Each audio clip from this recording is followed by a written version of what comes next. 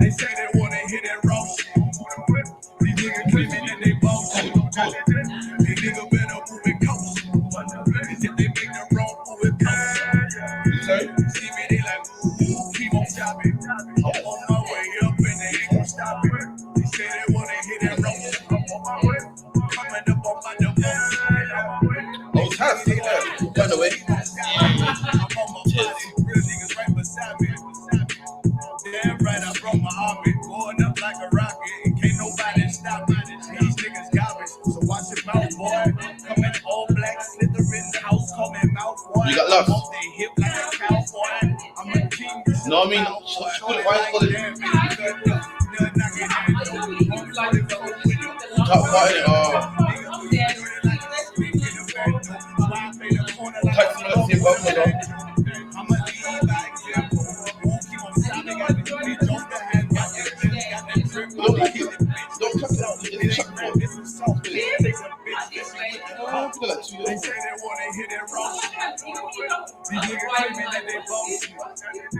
Salam Haïti, salam Israël. Moi c'est officier YAHANNA, officier 5000 YAHANNA dans I.S.U.P.K en bas l'ordre commandant général YAHANNA. Et bon côté moi gagne officier.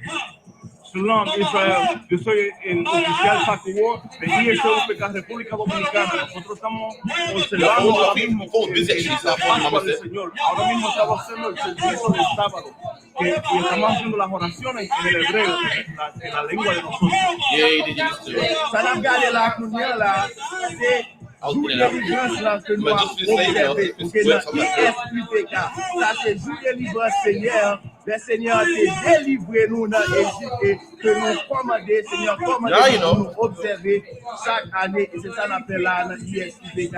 Et où est on soi-disant haïtien, qui sortit dans le Lévi avec un soi-disant dominicain, qui sortit dans le Kadi Siméon, nous unis, nous capables de servir Seigneur. Voilà, just said that I'm the 5,000 Yatas of Royal from the I.S.U.P.K under commanding General Yohanna. And right here is my brother from the so-called Dominican Republic, which we know the Dominican Republic are the tribe of Simeon in the Bible. I am over Haiti, he is over Dominican Republic. Why? Because we are coming together like the Bible says, and what we are doing right now is observing the Passover that the Most High commanded us to observe every year, ever since we got out of bondage from Egypt. This is what we are doing here. We are observing the Lord's Passover in the I.S.U.P.K.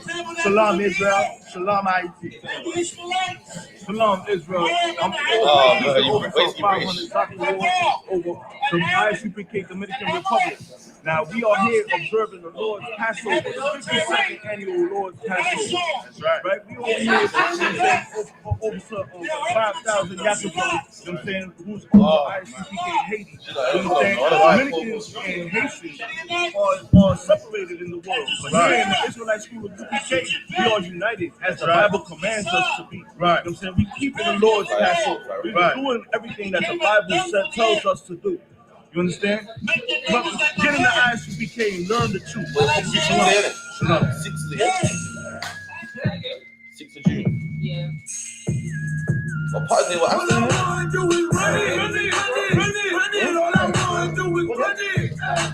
Oh, legacy man. We spoke to Cypher. You know Cypher, guys? Yeah. You know, I called you one time.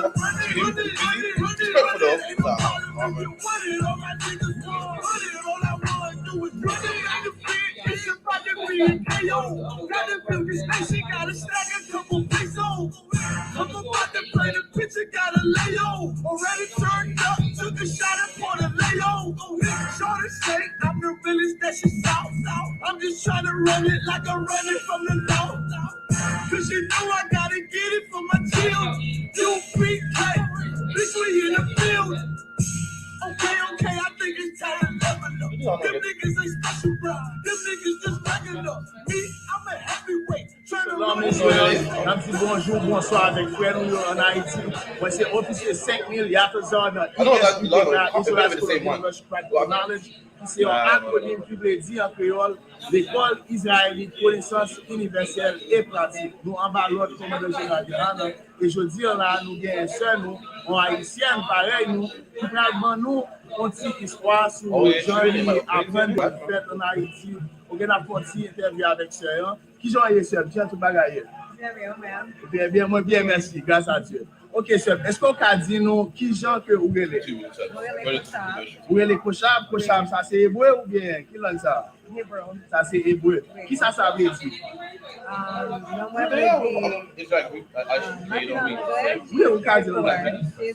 She is careful. She is careful. Ça veut dire au monde que je prends soin de lui. Ça veut dire en créole. Ok. Est-ce qu'on a dit moi qui processus qui a été passé et puis qui gens qui ont appris de I.S.U.P.K? Qui gens ça a commencé?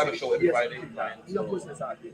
Moi, je connais I.S.U.P.K. Il y a des questions de la vie et j'ai commencé à poster des dans africains, donc des bagages que je comprends. Mais à l'envie de changer, like living game, il commence à se cheveler. Il y a un peu de l'état pour ça bien, like you know, il a tué les gens hier. Il y a un jour il dit moi, il voulait rencontrer avec lui. Je m'étais rencontré, il m'a fait des billes, il m'a fait des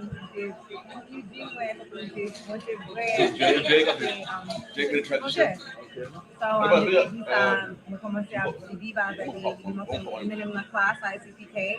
Et depuis là, ça commence à dans le parler. Ok, qui a dit ça? Yo soy oficial de I.S.U.P.K, República Dominicana, y aquí estamos hablando con una hermana en la escuela, que ella es la esposa de un hermano en la escuela. Queremos preguntarle un par de preguntas para que tengan una idea de cómo es la vida, cómo son las cosas que me invita a la escuela israelita de conocimiento práctico universal. Hola, ¿cómo estás? Shalom. ¿Cuál es tu nombre? Evelyn. Ok, Evelyn. ¿De qué parte de la República Dominicana? De la capital. Capitaleña. De la capital. ¿Y tú naciste aquí o naciste allá? Nací allá. Vine acá a la edad de los 9 años. A los 9 años. Entonces te criaste aquí. Ok. Entonces, ¿cómo y cuándo fue que tú encontraste la verdad? La forma en que yo encontré la verdad fue a través de mi esposo. Él y yo trabajamos juntos en un banco. Luego que me fui de ese banco a perseguir nuevos sueños, encontré una buena relación con él. Poco a poco me fui introduciendo a lo que es el... I don't think, man. We let it rock, man. Y a través de ese cariño y ese amor. Yeah, because when I'm in the States, I'm always seeing Israelites on the corner and they got the purple on. Oh, come on, man. That ain't us. That ain't us, man. All right, shalom. Welcome to the 45th episode of On the Ends, man. Everyone's clapping up real quick. Clap, yeah. Again, man, shout out to all my viewers, man. Shout out to we got D-Dubs from Brum. You know what I mean? We got Kawash Band Lawyer from the States. We got Free Thinker Summit. We got Paul. We got Smith Paul. Just Art Paint. Ahalba from Brum. We got Napash Kaya from the States. Who else got in there? Just make sure you like, share, subscribe. You know what I mean? Shout out to Dawa I. Make sure you like, share, subscribe. Also dial 079-607-46784. 079-607-46784, man. And today we got a special guest. You know what I mean? Kadi Wilson. You know what I mean? Thank you for coming. I was going to ask sister a bit of questions, man. You might know her from YouTube and music. You might know her from, the event just the other day in Aston Park, one in Handsworth Park as well, where her brother was, was shot. And his sister got a lot of people together, organized a telegram and so forth, man. So, or you might know her for doing charity, man. Like me, myself, know her for charity, giving me food and so forth to give to charity, man. So, you know what I mean? I'll let you introduce yourself if you're on socials or anything, that's the mic here for you, yeah. You don't need to get closer. No. It's good, but it's good. Yeah, now my socials are just Queen_Kadi, Kadi, Queen Kadi. Okay. Yeah, that's it. All right. So what was life going up for you? Was it in Brum, local? What's like your background kind of thing? We want to go way back. No, not too personal. I just want to know where you come. I just want to know, want to know how you got to this point right now, like, you know, with organizing stuff and helping the community. Okay, let me go just a few years back, a decade. So I've always been a hustler. I've always like thought to myself, you know what, I don't want to just work till I'm 65 and that's it. So when I was 24, I went to New York on an internship. So as a 12-month internship in New York. New York actually taught me about hustling. Like my people out there were like, "What's your second hustle?" I was like, "Huh? What are you talking about?" People in America have like 2, 3, 4 jobs. that's like Londoners too. Londoners have some hustle, man. They be selling this on the side and that on the side. It's like a side, carry on. Yeah, they don't play. So when I was in New York, that actually taught me. When you talk about like New York state of mind, America taught me that kind of mentality and that go-getter, and I love it for it. I love New York. I love the whole of the States, to be honest. And so when I came back to Birmingham, it was kind of like Birmingham's much slower. Allow us, man. Birmingham's a bad boy city, man. Come on. It's slower, but it's still home. You know what I mean? Birmingham's my home. So I thought, okay, what can I do? Because I was feeling agitated. I was like, I can't just work. So, you know, I started putting on events. I did the poetry nights, started with my poetry nights. Oh, yeah, I remember that. Outspoken. Love my poetry nights. And I did the raw American comedy shows where I brought over American comedians to the UK.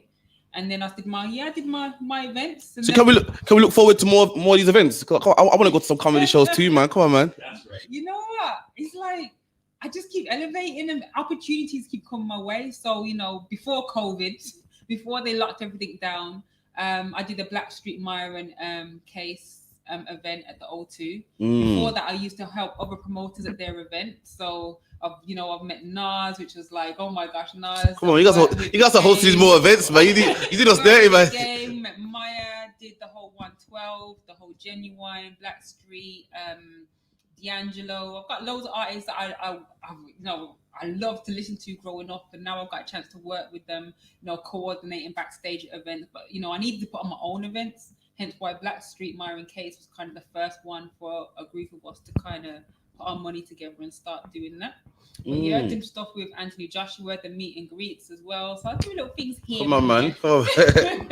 So the music then, about the music, where would you put music in? In the poetry, in the events. Come on, I can tell you love music. I've seen your videos. Okay. Where would you put that? You know what? So we have to big up more those 7. Big Syph, Jawad, Malik, because the whole underground family.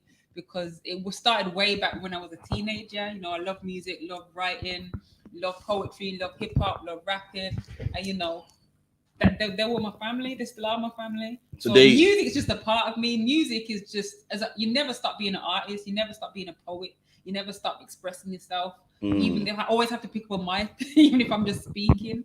But that's just a part of me. I own my own music studio, just up the road. Come on, man. So if I ain't doing it, I got other people, doing it around me. So I just surrounded by creativity, surrounded by love, and that's what it's about.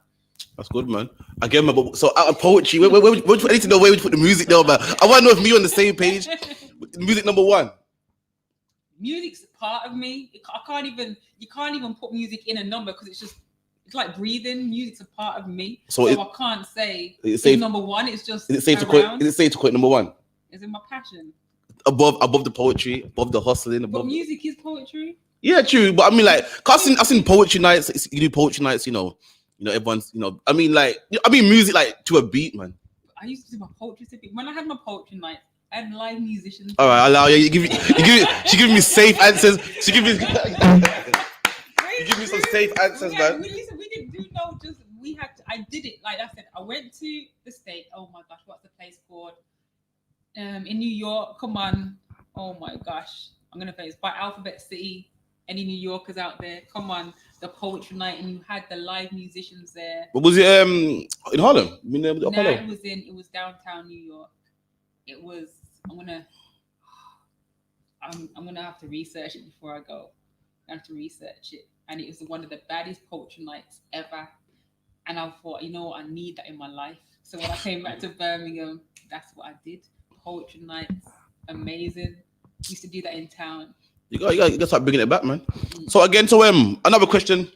We saw you on I saw you on social media recently in the news about the they want you to take your mask off in the hospital. Yeah. Like, if from our viewers, if I could play the news clip real quick, I want to ask you about that as well, if I could. Put me on the spot, but go on. I want to know. Furious yesterday, absolutely furious.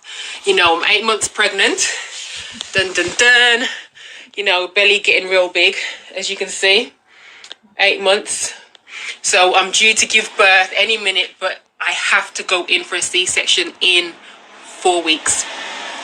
So it's not even I can have a home birth. So anyway, attended the hospital yesterday for my antenatal appointment to speak to my consultant regarding this C-section.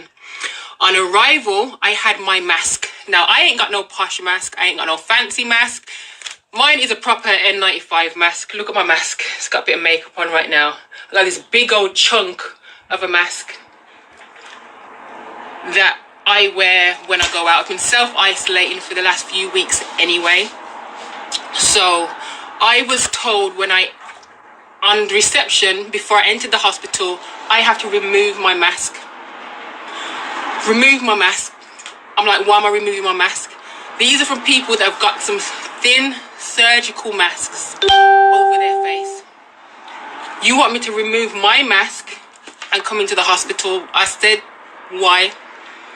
The new policy, all women have to remove their masks before they enter the hospital. So sorry, so we all saw that in the top. What was that about, man? Because to this day I'm scratching my head.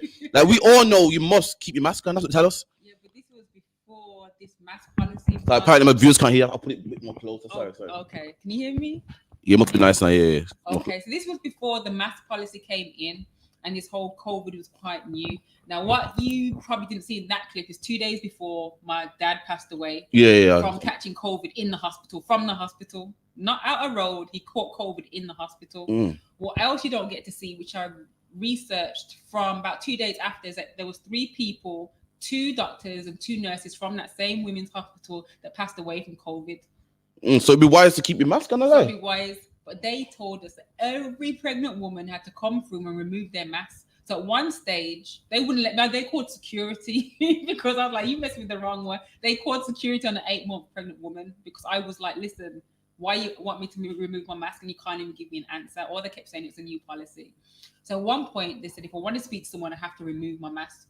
Got escorted through. The consultants were like, I ain't got a clue what you're talking about.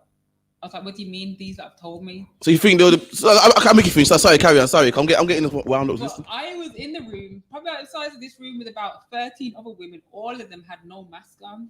And I'm like, listen, I don't know about this COVID thing yet because it wasn't well known. But I was feeling ill anyway. And I was like, listen, my dad just passed away. There's been people, consultants from the hospital that passed away from COVID.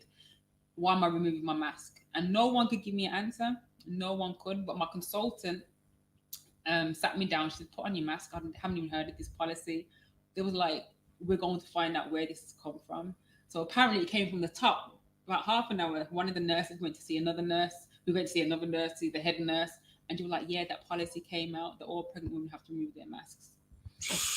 And so it just didn't make sense. It just didn't sit right with me. Oh, makes sense, man. But you keep your mask on, though, yeah? Yeah. You're healthy. You're healthy after that, man. Yeah, man. Lord of Christ, man. Mask on. But the thing is, I didn't stop there. So I called, as soon as I got out, I called all my media friends. And it was all over on the news and everything. And then within 48 hours, the revolt that was like, no, you can put on your mask if you want. Because the policy was, if you don't wear a mask, you can't come in for your antenatal appointments, your checkups. No woman can. And so I got so many people message me from all over the world, Australia, Africa, America, saying thanks because we don't understand what's going on here with this COVID. Is it real? Is it not real? Is it a hoax? Is it, are they putting something? Is it 5G? Everything was happening there. We didn't know exactly what was happening. Early stage, the whole 5G conspiracy. So that was that with the mask. But yeah, I managed to that ain't my phone. But yeah, I managed to keep my mask on, and I managed to. They overturned that. That's crazy, man. They issued me an apology as well. Yeah, man. They need to do that, man. With the wrong one. Because the thing is, all these people dying of COVID, and there's people out there trying to keep the mask off, and the government's fighting them to keep it on. Yeah.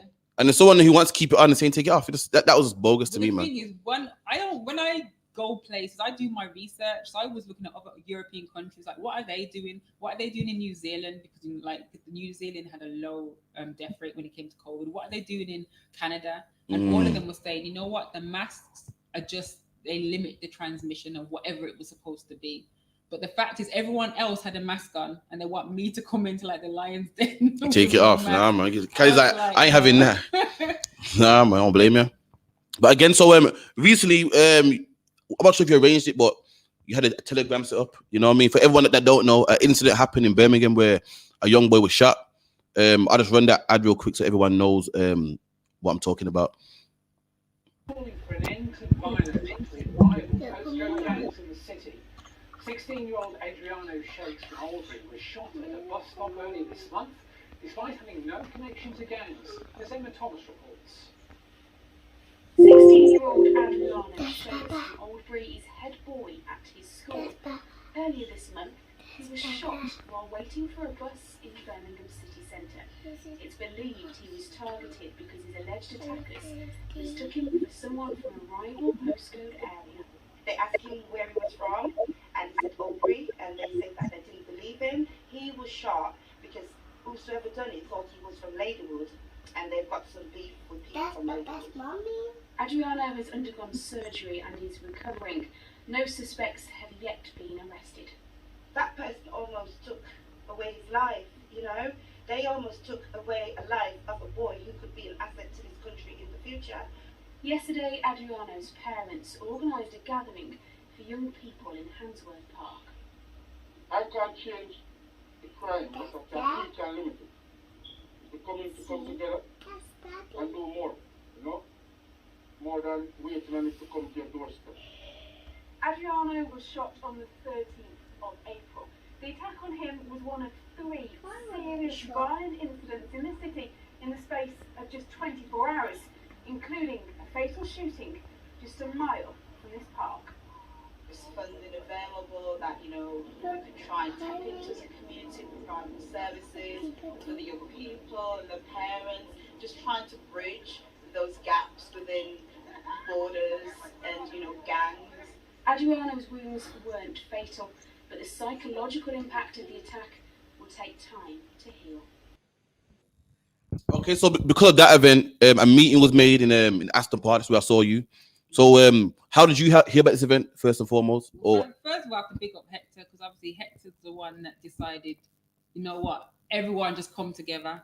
But also, Hector's son was shot on the same day the shootout was outside my studio, literally just around the corner from here. Western Road. So exactly, Western Road, literally. So it was mad the fact that it was like in the news clip, the shooting was just the same day. So I was like, what do you mean there's a shootout outside my studio? And at the same time, I heard that Hector's son was shot. Hector, you know, as a father, you're like, nah, everyone has to come together. Community has to come together. I've been saying it for a while, but you know, when things happen, you want someone else to take the lead. So when I saw Hector be like, listen, we all need to get together, I was like, okay, let's do this. It's too close to home. It's getting closer and closer. In fact, it's already been close to home. So I moved away, come back to the same situation. So yeah, Hector put on that event, was the first one to be like, yeah, man, let's all get together. Yeah, because I saw you in an event, you know, the Telegram also, if brothers want to join, give us your number and so forth, man. Yes. So what's your views on this thing that's going on right now, man? This madness with, you know, black men killing black men, the shootings and the stabbings and so forth. Like, what do you think about it? Because I know you at the event, so obviously you care. I want to know, you know, how much this means to you. Where can I start with this? First of all, this isn't new. Like, I remember having these same conversations 18 years ago. Like, I was a youth worker, started off a youth work in Aston. And then I was a youth worker in Handsworth and Lizelle. So I've been in the youth work everywhere. So that's how I knew a lot of the people growing up. Some of them are dead, some of them are in jail, some of them are still here, you know. But it was a lot of it gun violence. It was more gun violence back then. 90s, you know what I mean? It was more gun violence. But now it's knife. And the hardest thing to think about is when someone has a knife, it takes something in you to be able to go up to someone up close and sure. Or with a machete. That's a different level.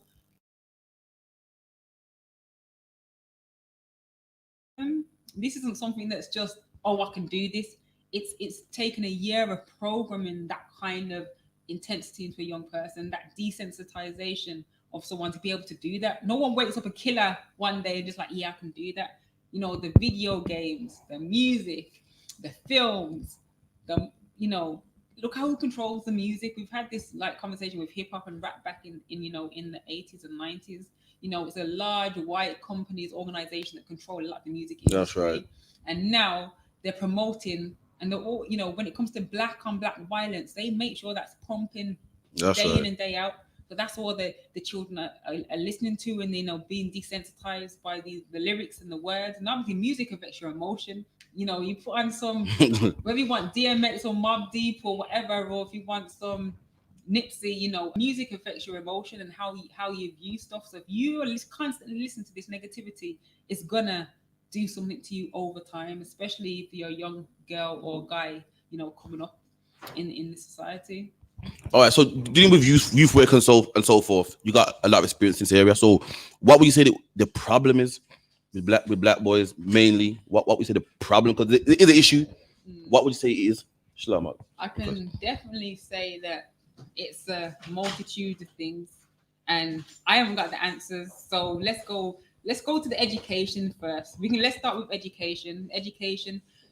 Whole education system. They say that when black boys especially get to secondary school, that's when the shift happens. We haven't got enough black representation when it comes to our education system. What are we being taught in schools? About slavery, and that's it. They're not telling us that we're kings and queens. So already we haven't got enough, black people, black teachers in higher level, positions.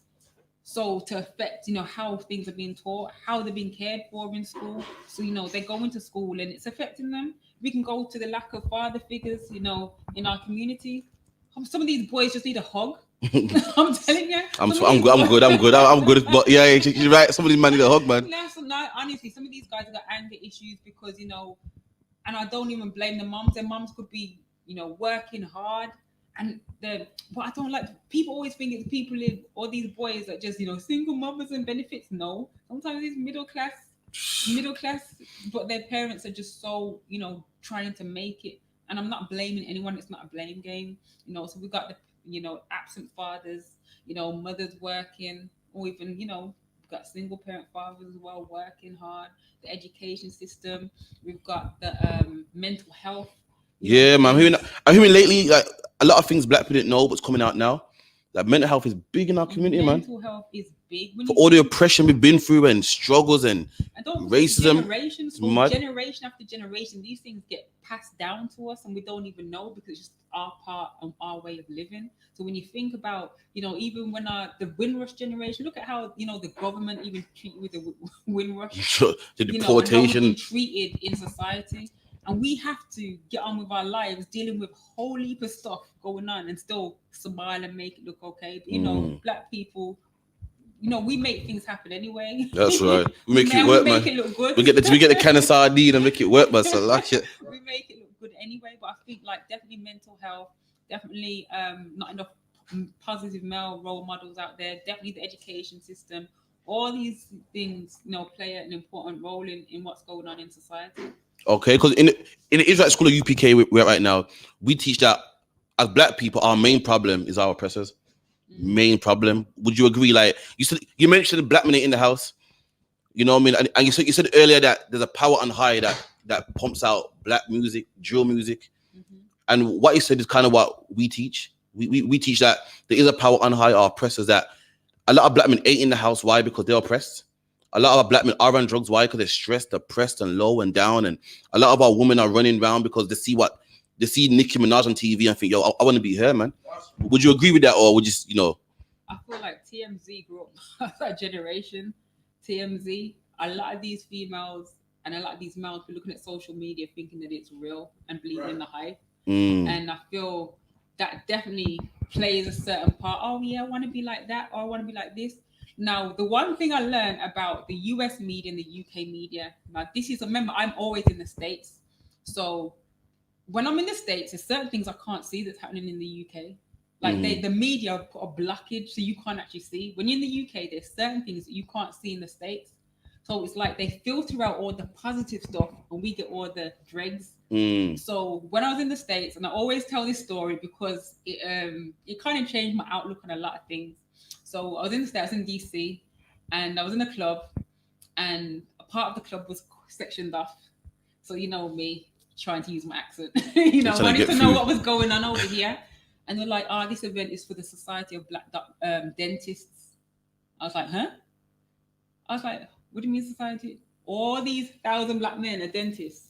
They don't push that, man. I was like, what? I was there, 1,000 black brothers, and they're dentists. And I'm like, wow, I've never seen that in my life. You were like, yeah, and we got the 1,000 black doctors that come in.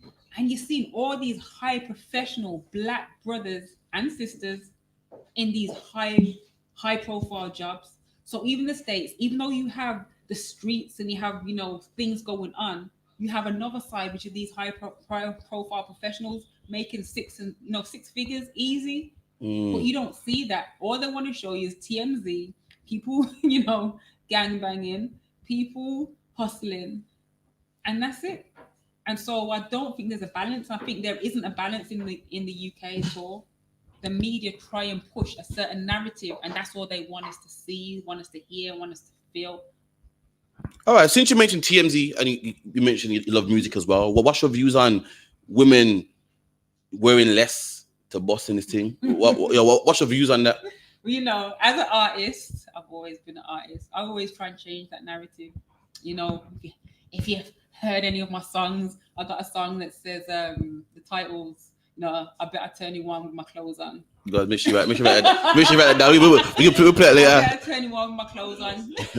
we'll play it in a minute. So basically, that was me. That was just me. I better turn you on with my clothes on, because I'm just like, you don't have to be half naked. But don't get me wrong. If you see a woman half naked, men are going to look. And women are gonna look. And you're right. You're right, man. That's why in here we fix men. What the thing is, and women too. You know what I mean? Where in society the whore gets all the love and the good women don't, man.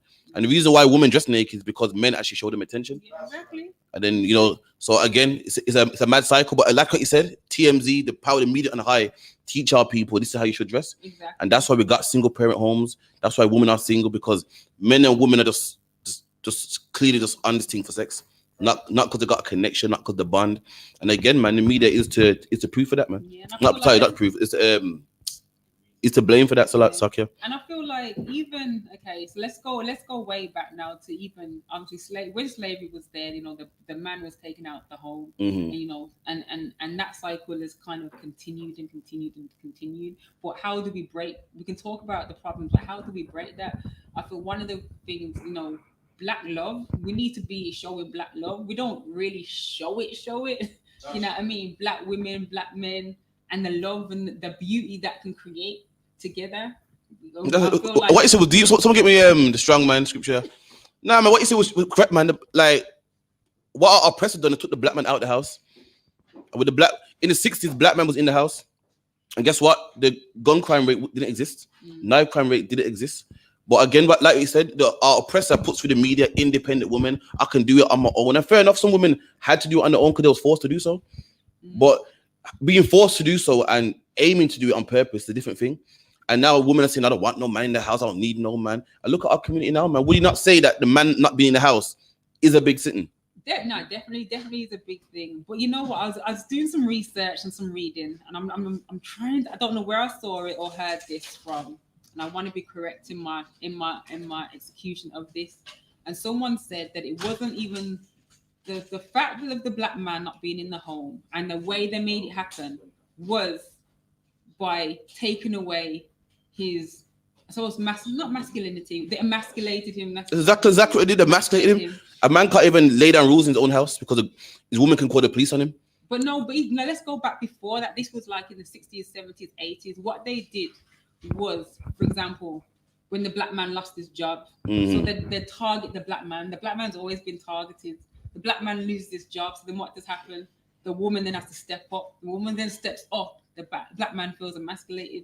The black woman's like, hold on, go get a job. I don't need you. Do something. And then now we've got a cycle. When you do that to a family unit or do that to a man and emasculate him in that way, that's when the problem started. When you know, so I feel like that was a contributing factor. And you're right, man. She used to come to some of our classes, man. That's exactly. I'm just serious, but you've been watching our classes on the low, man. Telling you, man. That's exactly what they did. Took the black man out of the house, emasculated him, say go get a job. You know what I mean? So the woman would feel like, I don't need no black man. You know what I mean? Why would I need him? He's nothing, man. He can't even hold a job down, man. And the black man leaves the house, and guess what? The kids now end up like what you see today. And you look at the Chinese man. The Chinese man's in the house. Chinese women don't say, yo, Chinese man ain't shit, man. I can't stand that. I can't stand that Chinese man. Yo, I'm gonna go get me a different type of man. And listen, their kids ain't in gangs like our kids are, man. Their kids don't die on the streets with chalk around like our kids do, man. Sorry, sir. It's something to say, sir. You know, I just want to say what you said is right, man. Because one thing that happens as well is if a man ain't in the house, the woman gets all these benefits that if the man was in the house, she wouldn't get. So it's like as if there's an agenda trying to say that it would benefit you a lot much more if the man wasn't there anyway. That's right. Like what the other one said. Yeah. They give benefits to women with no man. So a woman like, oh, I'm better off with no man. Like I'm with you, I don't get nothing. With no man, I get this and universal credits and all types of stuff. So it's like they're pushing for it to be better with no man. And this is in the scriptures as well, man. You know what I mean? Get that scripture for me, please, Baba Kushar. This is Matthew chapter 12 and verse 29. Or else, how can one enter into a strong man's house and spoil his goods? So it's saying, how can a man come into your house and spoil your goods? Spoil means to rob. How can a man come in your house and rob you blind? Like black people, we've been robbed, man. No man in the house. We don't know who we are. No identity. We got no nationality. We ain't got a land of our own. And how is it possible that a man can come into a man's house and spoil his goods? Keep it in. Except he first bind the strong man. And first you tie up the strong man first. You can't walk into a man's house and rob his house because there's a man in there that protects it. You couldn't come into the black community and have our kids sell your drugs, man, and have our kids locked up. And when our kids are locked up, we pay for this. Us being locked up and killing and living a life of crime funds this whole community, man. That's right. You know what I mean? We being locked up makes money for what? Screws to get paid, solicitors to get paid, police officers to get paid. And they could only do that by tying up the man first. Right. Then they could spoil our house. Keep it in. And then he will spoil his house. So if you tie up the man first, then you can spoil his house. And that's exactly what they've done to us. They've got that black man out the house to put him on child support and this and that. Told him he had nothing. Told the black woman, you can, if he said anything wrong, make sure you call 999, man. Listen, in fact, it's better with him not there because you get some credits, man. We give you some benefits and so forth. And now the black man's emasculated. He don't know where to go. And look at our kids, man. When in the 60s, the black man and black woman weren't fighting like how we fight today. And them kids weren't getting shot, man. These kids were on drugs and in gangs, man. So what you said was heavy, man. I wanted to bring that, man. So sorry, I caught you saying something else. Now I was going to say, so what's the solution then? What do you think like the solution is? The solution is every black man needs to come into school, man, and learn, man. We at this school here, we got the solution. In this school, we teach black love. In fact, it's a law in the Bible that a black man is only supposed to be with a black woman. You know, you're a black man and you giving love to someone else. You're giving all the riches you got to somebody else that don't need your love. All these football players take that money that God blessed them with and give it to somebody else that don't need it. Mm-hmm. When a black woman struggling could do that money, man. We got to give our not even in a relationship way, but in any way, man. We got to give our love to each other, man. So do you feel like it's a lack of self-love within themselves? Absolutely, because the Chinese man will hire only Chinese people in Chinatown, even though they can't speak English. You speak good English, he will never hire you. You get me? A Chinese man can come from China, don't know where he's going to sleep tonight, and he's guaranteed a job in Chinatown. Why? Because they love their people. Mm-hmm. But when we love our people, we're racist. Mm-hmm. We're racist. The Jewish communities, there's Pakistani communities. A Pakistani man will hire another Pakistani man in his off license, in his news agent. You would never see a black man, even though he's Muslim, sweep the floor in a news agent, man, or in an off license. Why? Because he knows religion ain't nothing, man. Blood, what you're born, your brotherhood, that is what means something. And as black people, we need to know that, man. Mm-hmm. We think that by only sticking to our own is racist. When racism is what built this whole entire... You see how England's called Great Britain? It's called Great Britain off racism, man. And it's time we use their... We saw what racism done for England. And we need to take a leaf out of their book, man, and make our life bigger too. So like I said. If you could talk more into the mic, so that okay. No problem. All right, cool. So again, as a mother of two, what would you say about knife crime? Are you scared about it, and do you think it's something we can resolve with more of these meetings and so forth? So I'm scared for my young boys growing up, definitely.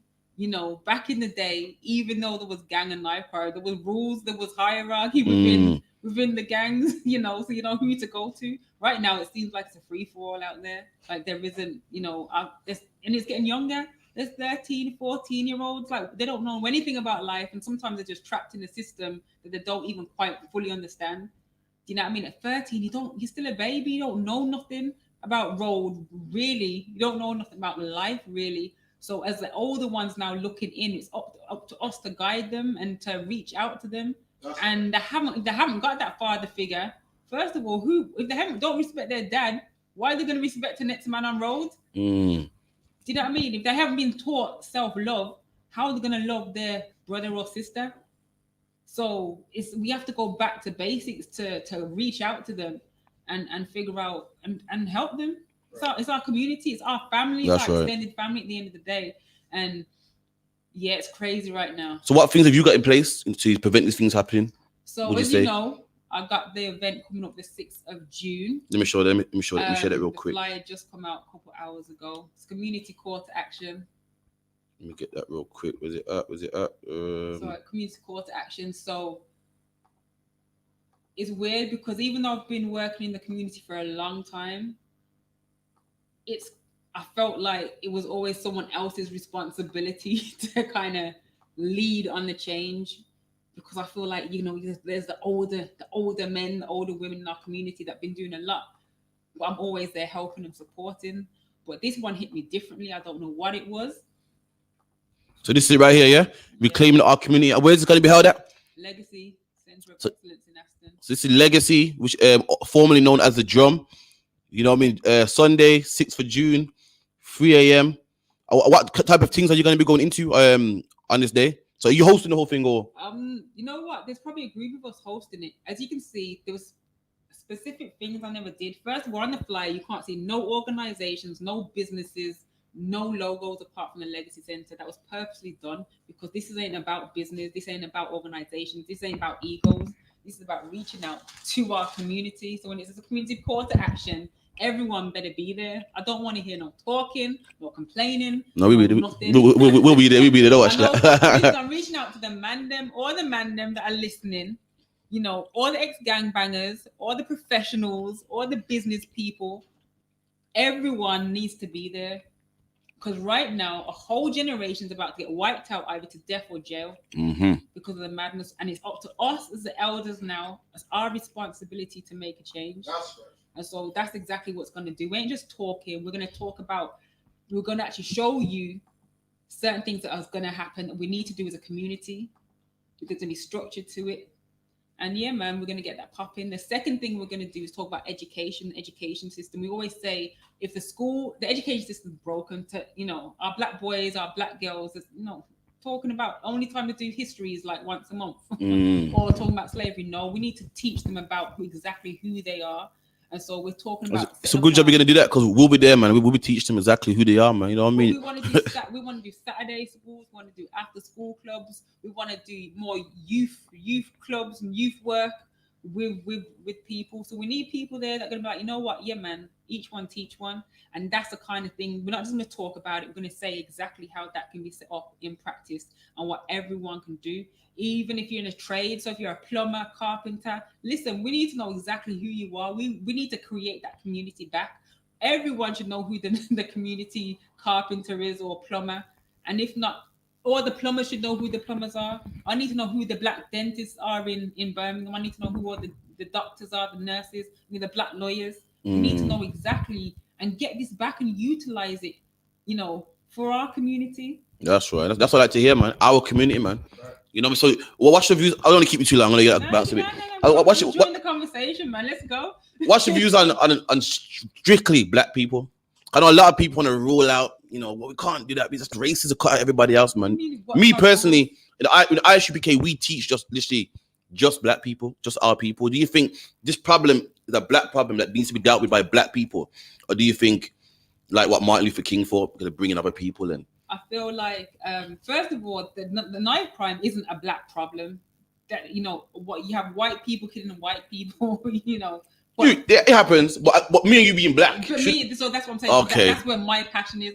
Black people, my community. So we need to deal with it. Black people need to deal with this because it's got underrooted issues and the psychology behind how they've made us hate each other. So we have to unhate and show them love. That's the only way. We can't, there's tough love as well. Do you know what I mean? Yes, that's I right, feel man. like when it comes to black people, I love black people.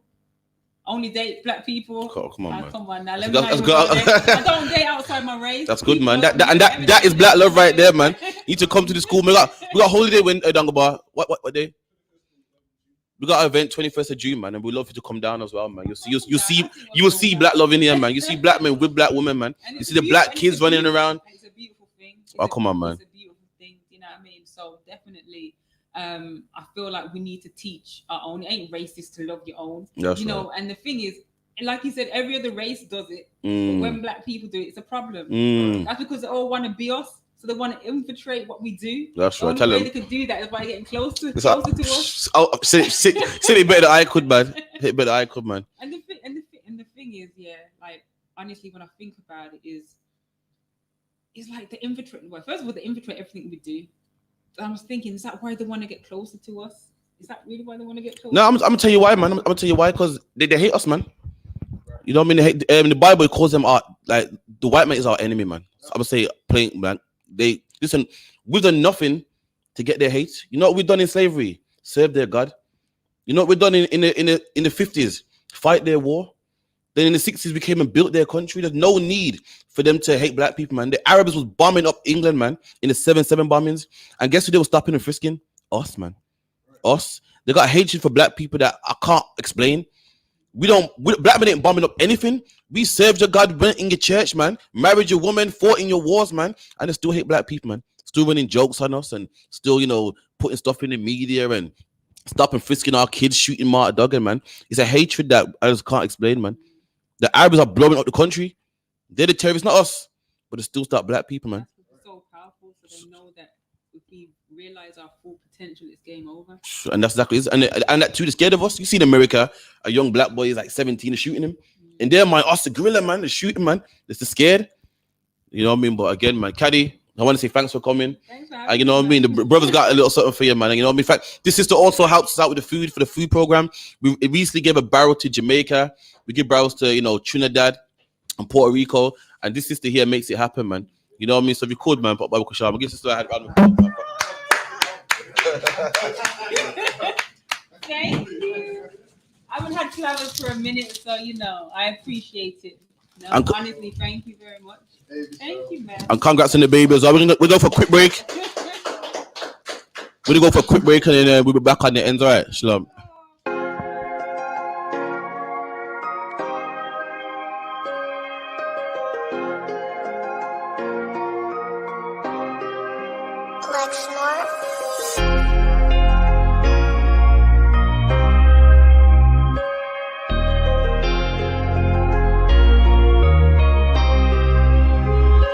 Gotta be ready for when the war starts. Fighting these battles through life, got us accumulating war scars. Nothing is given. We going through these curses while we living. We soldiers on the mission until the dead in Christ is risen. I thank the Lord for Abba Biggins, Most High in Christ, for all the fallen soldiers that I didn't mention. For all the fallen sisters too, through the years trying to fight back the tears cause we missing you. And I never met Kama War, but I hear stories from the brothers. In the truth, he was a dinosaur. And I know one day we all gotta die. I pray I go honorable like Makata's eye. Fighting through these curses to survive, I vow to keep their name alive. Fallen soldiers, I let my eyes cry through this pen and made my niggas rise again. My fallen soldiers, fighting through these curses to survive, I vow to keep their name alive. Fallen soldiers, I let my eyes cry through this pen and made my niggas rise again. My fallen soldiers. It's war at all costs, they killing us off. We holding on to all thoughts, no memories lost. And you can fall for they snare.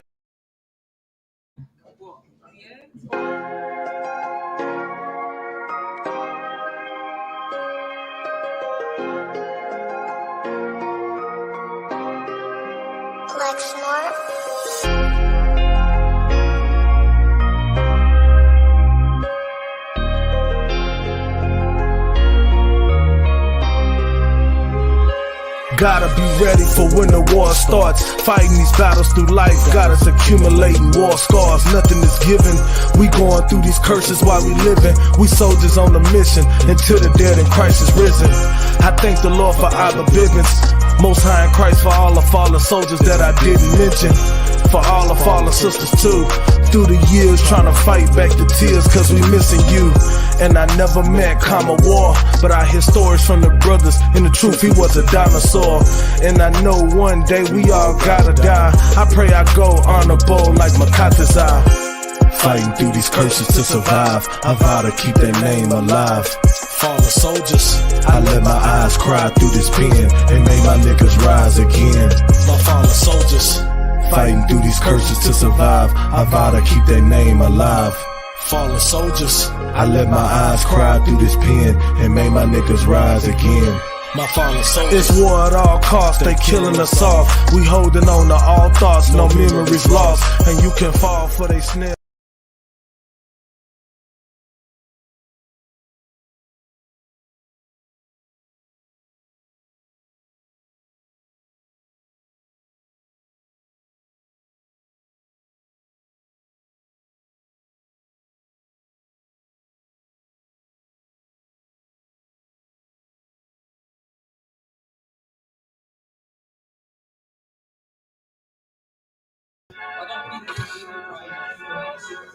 Yeah, because something about it, speaking about for the nice people, they can take you out. Exactly. They say they want to hear that raw shit. These niggas claiming that they boss shit. These niggas better prove it coast shit. Just they make them raw for the power. See me, they like, they won't stop me. I'm on my way up and they ain't gonna stop me. They say they want to hear that raw shit. I'm coming up on my dog. They see me, they like, I'm on my body. Real niggas right beside me. Damn right, I run my heart. I'm on the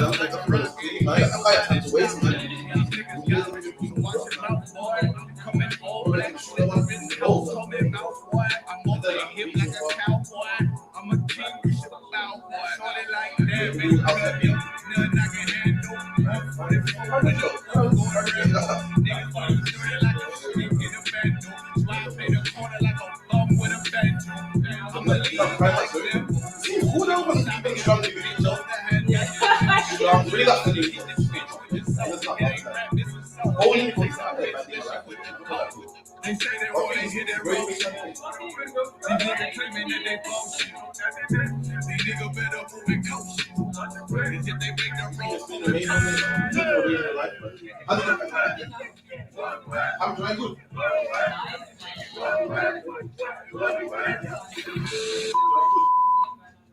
I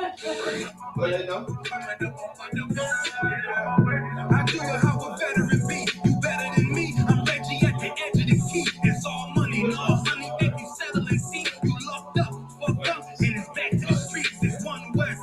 You can check the residency. I reside on the soul of their feet. Because it's death before the time. There ain't no coward in me. Because I'm cold to the bitch's shoulder. You ain't calling them weak. Hit the looking on his beat. Hope you like it well done. Got them killers on the whippy and they all red rum. Got you fucking scared some. Get the banging on his beat. Took my fucking head. Black, black and yellow and one. Homie, you ain't got a vest. I suggest you wear one. Yeah, no water, no food, no talk. Feeling like a legend in this shit, little nigga, I'm past veteran.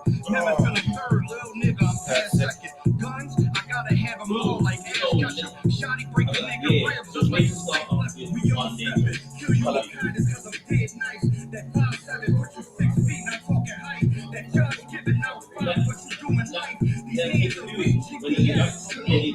That's me, right? We know set days, authentic, we know around. Okay, off. The real emphasis is when the sun goes down, that's the start. When the sun goes down again the next day, if you do it one day, that'll be the end of it. Yeah.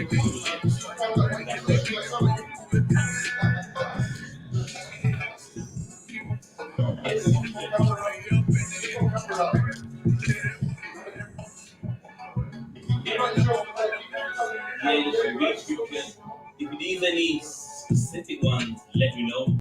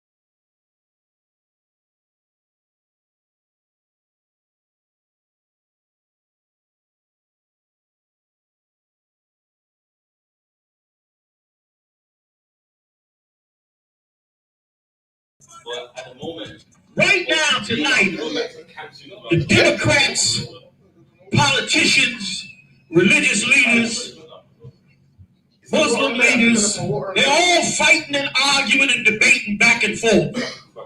They're arguing and debating on how to go forward, how to stop the police shootings, how to build black economy, how to fix all the problems that go on in our black and Latino and Native Indian community. They haggling with it, they bringing in the PhDs, they sitting down with the scientists and the psychologists and the lawyers and the doctors and trying to figure it all out. But the Bible says this,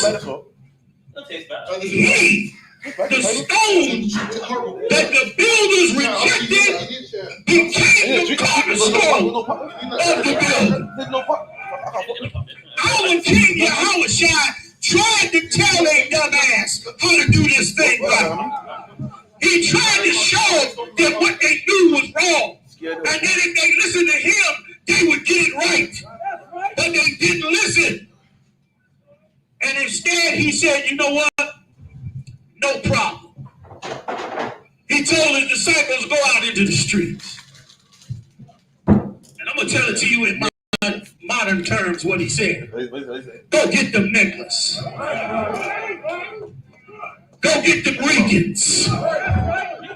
Go get the Mexicans. Go get the crazy ass Benjamites. Go get all the 12 tribes of the children of Israel that's in that street, suffering and dying and sick and in pain. Go get them. I'm going to show them how to build the kingdom. While I appreciate you appreciating me coming in here, I didn't create the I.S.U.P.K. Christ did. I didn't figure out the laws, statutes, and commandments, and the culture, and the garments. Christ did. And he did it through all of you as well as us.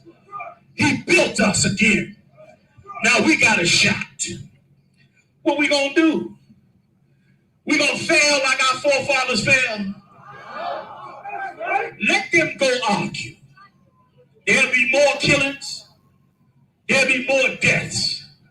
And they'll argue and beat their chest and riot and protest. We're going to do what Christ said. We're going to follow what he called us to follow. And And in doing that, we will fix our nation. And I'm going to tell you how to build a team. First of all, before I even go any further, I want to thank Captain Kahantham Yard, Captain Yatazak, his whole entire Houston team, the absolutely amazing sisters from Houston. They did an amazing job with hosting us out here in Houston. It was beautiful. Give it up for them, Bob.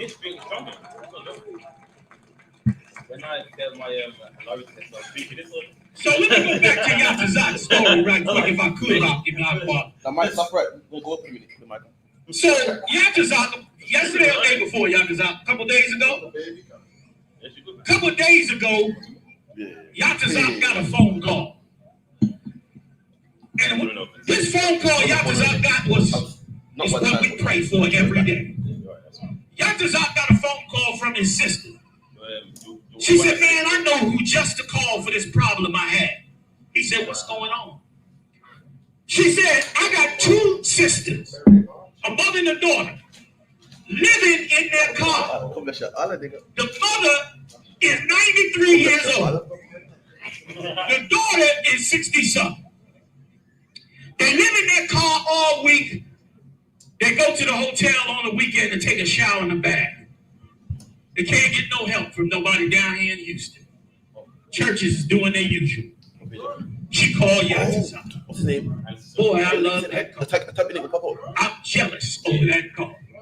If you were captain in the UPK, you're supposed to be begging for that call. Yatazak went into action. He got in touch with the sisters, talked to them, got them out the car, brought them to the hotel. You've been in the hotel with them same sisters this entire week. Thanks to Yatazak, man. That's a man of God. He then sat down with his team. He said, man, we got to get these sisters a place to live. All right, shalom, shalom, shalom. We're back on the ends, man. Every break, we're gonna play a piece of that, man.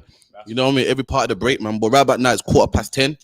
And you know what time that is, man. It's a lucky, man. If you don't know what time it is now, I must remind you, man.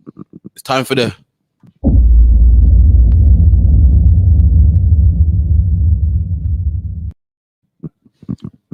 Boy, so I run that one back there.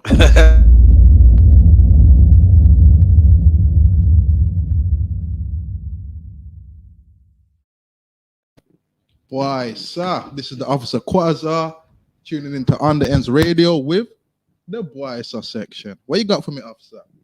Because you say, yo, another long week, you know, and I'm fed up of these heathen, man. Yeah, that's right. What you got for me, man? Is that on the TV? Is that showing now? What does it say? A third of Brits only wash their sheets once a year. Boy, sir. And they want to call us dirty. That's right. Boy. And you know that's white people, you know. That's right. Black people got all kind of techniques for putting that sheet on their things, man. You know what I mean? Run to the next one because these people are nasty. I can't stand them, you know. Boy, sir. I can't stand them nasty people. What you got for me? Lockdown end on June 21st. Faces possible delay as Indian COVID variant spreads in the UK. Why, sir? COVID variant with curry in it. Dangubar said there's curry in it, you know. Why, sir? That's what I'm balti in it, you know. That's right. That's what I'm telling you, man. These nasty people are bringing all kind of diseases over here, and you want to press us. And you want to call us dirty. You need to look at these nations, man. Eating all kind of octopus and them thing there, man. That's right. That's right. Because I'm fed up of heathen, you know. Read that one for me, please, officer. Because, yo. Israel threatens Gaza with ground attack amid airstrikes. Next bit for me. Death toll in Gaza rises to 113. Give the Most High a hand for that one, man. Yep. Them stinking Palestinians are dying, man. That's right. The thief our land, they're depping our land, you know, and they got their curry as well, man. them fake Arabs with calling themselves Palestinians, you know what I'm saying, in our land, man. all praises to the Most High. That's right. Dying, man. You know what I'm saying? I hope they die more. That's right. Most High and Christ to die more, man. Look at them, man. You're not supposed to be in our land, stinking out our land, sweating out our land, you know. Hope Most High and Christ's land spews you out like the Most High said it will, man. This is the end of the YSO section on the Ends Radio with Officer Quatazar.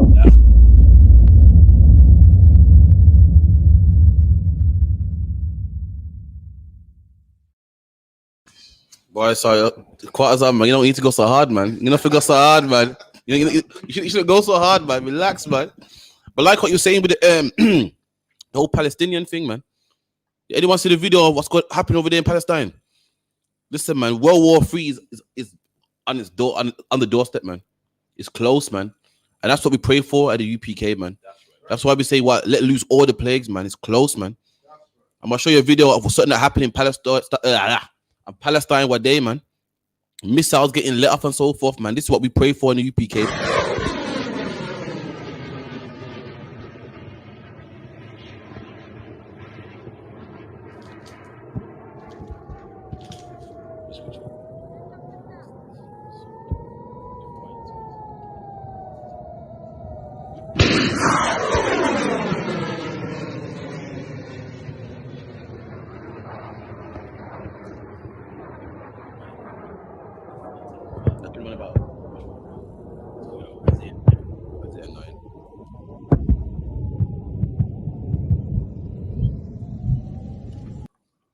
Look at that, man. What you saw there was nuclear weapons, man. Nigga, that was no fireworks. You think that was fireworks? You think that was a rocket? Nah, man. That's a different type of rocket, man. You know what I mean? 2021, they can push a button and blow up a whole country, man. And that's what you saw right there. And this is gonna hopefully spark a war, man, which all our enemies will fight, man, and kill each other. For years, they've been saying, what about black people? Oh, let them animals kill each other, man.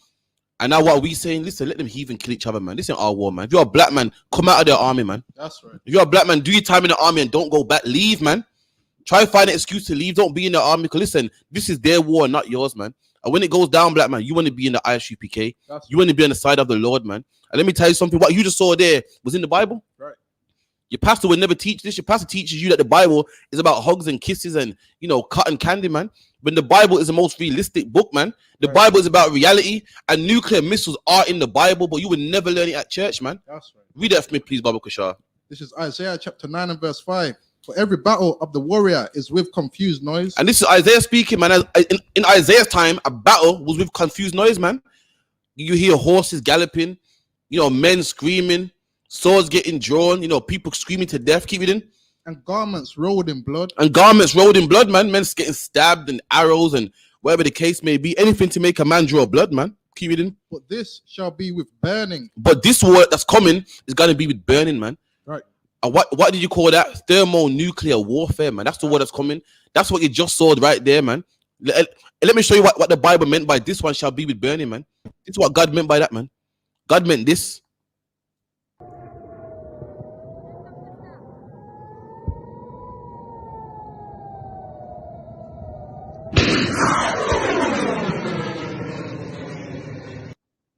That's what God meant by it, man. Right. This war shall be with burning, with missiles, man. Before that, people's shooting arrows. They had the catapult. And the most, yeah. Well, remember the catapult, the cannon maybe. But now, listen, this new war is gonna be with burning, man. That's what you call thermonuclear warfare. Give me the other one in Zechariah, man, Baba Kushar, man, if you could. 14 and 12.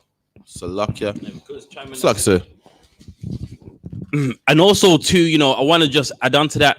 Online, people they should pray for the Israelis. And let me tell you something, you don't pray for none of them, man. That's right. Do you want to know why? Because both of them hate you, man. That's right. Just because one side's getting the upper hand, you ain't got nothing to do with it. Right. Even though they're fighting against each other, how they think about us, you don't want to know, man. That's right. You mean, if you don't know, let me tell you something, man. In the 800s, with the Arabs, they conquered Africa, man. Right. Now, of course, we are not Africans, but for some of us that lived in West Africa, they enslaved us, man. They don't like us. You know what I mean? You can read Arab books on what they thought about people that was black, and they hated them. They got that ugly dark skin, that black skin. Listen, those people that are getting bombed up, they're not innocent, man. That's right. They look at you and they hate you, man.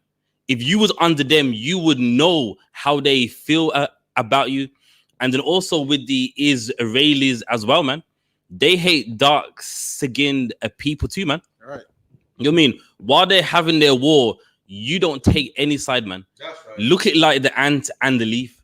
No one cares about any other, man. You don't go, oh, I feel sorry for that leaf, man. And then you don't even care about the ant either, man. That's right. So likewise, don't take a side, man. That's because both of those sides hate you, man. Right. That's right. That's like I said, what you said was deep, man. If the Palestinians win, guess what? You be slaves to the Palestinians. You know what I mean? If the so-called Jewish man wins, the Zionist, he wins, you be slaves to them, man. Right. Black men get himself involved in people's war that got nothing to do with you, man. And we did the same thing in slavery. In slavery, there was something called the Buffalo Soldiers, man. And the white man said, the oppressor said, listen, fight for us against the British, man. And we did just that. And we fought for them. And brothers in America won America for the Pilgrims, man. And them same brothers that helped win America, guess where they are now? They're in the ghettos of Chicago, man. That's right. They're in the prisons, man. Rammed to the prisons, man. They're in the projects, man. They're dying of crack cocaine, man. Brothers from America came to England and fought in World War I and II. I got a book, man. My rib gave me a book of it, man. And when the war was over, guess what? The brothers were on the streets of London selling rabbits, man. That's right. Selling rabbits, man. So like, the book here. Don't let me get the book out, man. So like I said, if I can. Yeah, go ahead, man. Yeah, and also too, you know, on the back of all that stuff online about pray for the Israelis, who's heard of a weapon they got? It's called the iron blanket. It's in the dome. Yeah, no, okay, it's a dome, but the name they have is called the iron blanket. And do you know what it is? It's an invisible blanket, meaning when the people from Gaza shoot the rockets on their land, it's like an invisible blanket in the air, right. And like it makes the missiles explode in midair, man. Right. You can see online where you know what I mean, like they're about to go on land, and out of the blue with the rockets, they just explode. It's a new weapon that the Israelis have, man. So why would you feel sad for them when they got some of the best weaponry on the face of the earth, man? That's right. America hasn't even got the iron a blanket. Imagine that. And you can see online. So now the rockets are in the sky, and out the blue, because the iron blanket is not visible to the eyes, it just explodes in the air. And everyone's like, the Israelis pray for them for what? Right. You got weapons that America ain't even got. That's right. And that's the thing, man. You know what I mean? With this earth, they want you just to take one side. When how about you don't take none, man? That's right. How about we fix black people, man? Right. You know what I mean? You got so many black people following the Islamic faith, and they're like, those Israelis are bad, man. Listen, it's not your fight, man. That's right. Those two races right there have gotten rich off black people, man. You got black people wearing that dumb yarmulke on their head, man, making some Israeli man rich. Then you got a black man in the man dress making some Arab rich, man. That's right. Listen, they've had too much of us, man. They've had too much. It's time to give that love and that effort to each other, man. That's right. That's right. So what I said was deep. We just their slaves, man. We just their slaves. Like in slavery, the British fought. In slavery, the British and the Spanish were fighting for Jamaica, man. And guess what happened to the slaves? The slaves, when Britain won Spain for Jamaica, guess what? The slaves went from speaking Spanish to English, man. That's it. Right. The slaves that helped them win Jamaica, they didn't get no freedom. Cause black man, you know what you are? You're just the furniture, man. Right. When a man moves into a new house, you're just the furniture that comes with it. Whoever moves, you don't own the house. You're just a part of the house, man. And likewise with Jamaica, you don't own the island. Whoever owns the island owns you. You're not furniture, man. If the British own the island, you speak English. If the Spanish own the island, you speak Spanish, man. And that's all it is, man. You got idiots like Sideman. Since we're talking about taking sides, you got Sideman, which is his name should be Waste Man, you know what I mean? But he was taking sides, man. Sideman was taking sides, man. And listen to what this Sideman said, man. So luck, yeah. People are dying in Palestine. People have been dying in Palestine, and it's killing people to watch those that they share religious or ethnic or cultural kinship with die. The way it killed me to see George Floyd die. I have received death threats to speak about this situation, like accusations on my character, suggestions that I pick and choose what I talk about. And in my humanity, I said, Bonnie, I won't talk about it then. Look at that, man. This clown talking about Palestine, man. When St. Vincent was going for the volcano, we didn't hear your voice, man. That's right. I didn't see you, man, taking sides. Black people being killed, man. Last Sunday in Handsworth Park and Aston Park, we was there. Where was you, man? Right. When brothers was being stabbed to death, man. When brothers was being shot to death, man. Black man, stop taking sides, man. You want to take sides? Take the side of black people, man. That's right. That's the side you should take, man. So like here, Quaz, I'll read it real quick about the brothers from America, man. This page right here. And if you could, after that, show it in the camera. The black loyalists and the black poor.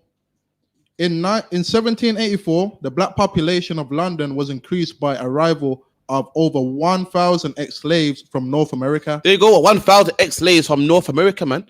So that could mean North America, what could mean Jamaica also, the Caribbean, America itself. It didn't really specify. Keep it in.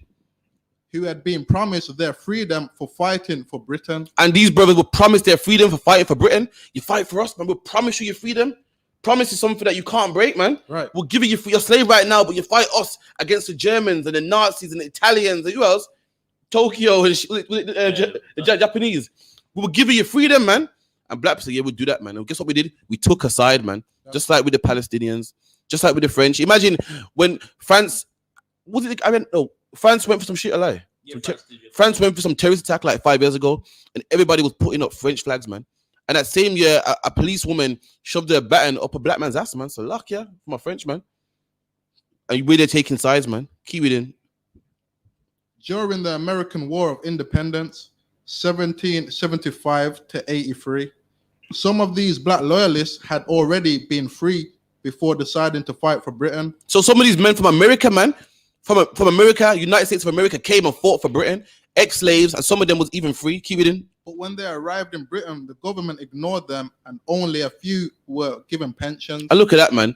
After the fighting and killing and coming to England, after that, only a few of them were given pensions. Imagine we fought for your country, your land, and we can't even get a pension, man. Right.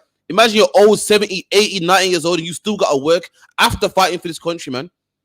That's what they do to us. So black man, don't take no side, man. That's right. We took a side. Let me help them white people, man, against them Nazis, man. Let me help the Nazis, man. And guess what? You just remain a slave, man. Any more on that? Most were forced to beg. Oh, look at that, man. Imagine you fought for this country. You're the reason why it's so rich, but yet you're begging. You're begging for money, man. Right. Keep it in. On the streets of London. On the streets of London, these men that fought for the country, these people that made the streets of London safe for people to walk are begging on them same streets. Keep it in.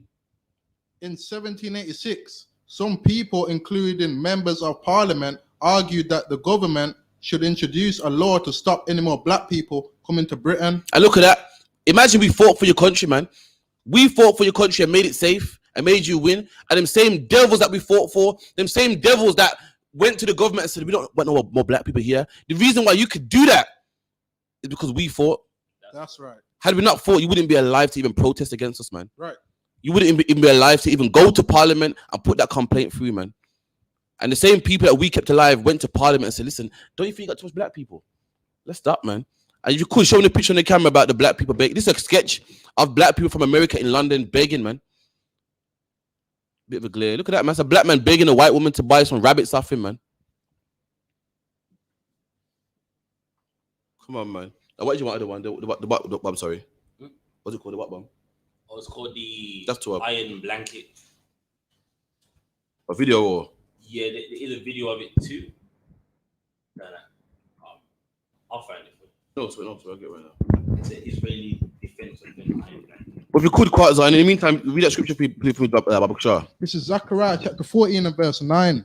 And the Lord shall be king over all the earth. 14 and 12, isn't it? Salakia. Zechariah chapter 14 and verse 12. And this shall be the plague wherewith the Lord will smite all the people that have fought against Jerusalem. Their flesh shall consume away while they stand upon their feet. And this is talking about thermonuclear warfare, man. Right. Their flesh shall stand away while they're on their feet. And what can do that? A missile, man. That's right. For anyone that's seen the movie Terminator, man, But the missile lands so fast, it will burn your flesh off his skin, man. Usually, when you light a man on fire, he rolls around on the floor, you know, screaming, shouting while he's on fire. Not a nuclear bomb. It will waste away your flesh while you're standing, man. Right. You won't get to hit the ground. Keep reading. And their eyes shall consume away in their holes. And this is talking about nuclear thermal destruction, man. They say nuclear radiation attacks your eyes first. Why? Because it's the softest tissue, man. Right. And this was written in the Bible, more than 4,000 years ago, man. That's right. That's what you're seeing right here, man. It's like it's Marshall's. It's the right part. I think you missed it. Didn't in the sky you saw that rocket? I type in the right thing and done. It says, and their tongue shall consume away in their mouth. And their tongue also, man, shall consume away. That's what happened when the missile hits, man. That's right. And this is what we're praying for. And this is the Iron Dome that Captain Parasha was referring to. This is the right one, yeah. Yeah. So if you want, I'll break it down for them just to elaborate. All right. So this video, what you're gonna see right here, this is the Arabs right here. So their agenda was to, attack some of the Israelis' lands.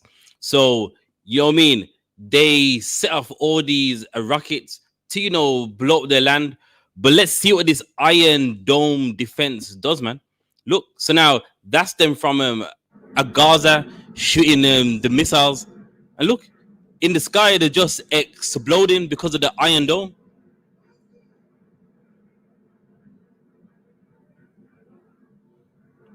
Those lights should be hitting the ground on that land, but it's not.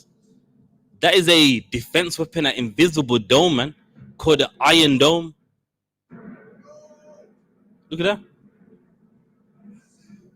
Not one of them hit the land. Those are all missiles right there, man, by the Arabs. And one of them didn't hit the ground.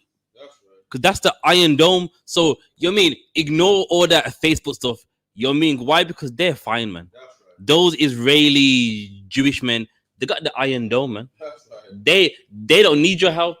They got one of the best defense weapons on God's green earth, man. They don't need your prayers and your donations, man. They're fine, man. I like what you said, sir. They got the Iron Dome. Black man, where's your Iron Dome, man?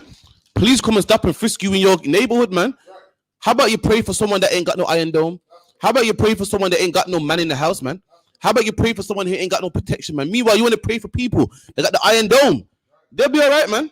They're going to be all right, man. I'll pray for black people that don't know where they come from, man. That ain't got no identity, ain't got no protection, man.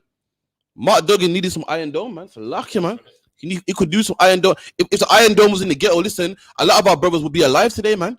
The brother that got shot a minute ago that Kadi was talking about, man, he needed the Iron Dome, man. How about we pray for them people, man? Praying for people with the Iron Dome, man. It's called Iron Dome for a reason. When you put a dome around someone, they're protected, man. You're praying for people that don't need your prayers, man. Praying for people that need your prayers, man. And guess what? Black, Hispanics, and Native Indians, we need your prayers, man. It's lucky, man. Let's move on anyway. So this is another thing again, man. Like what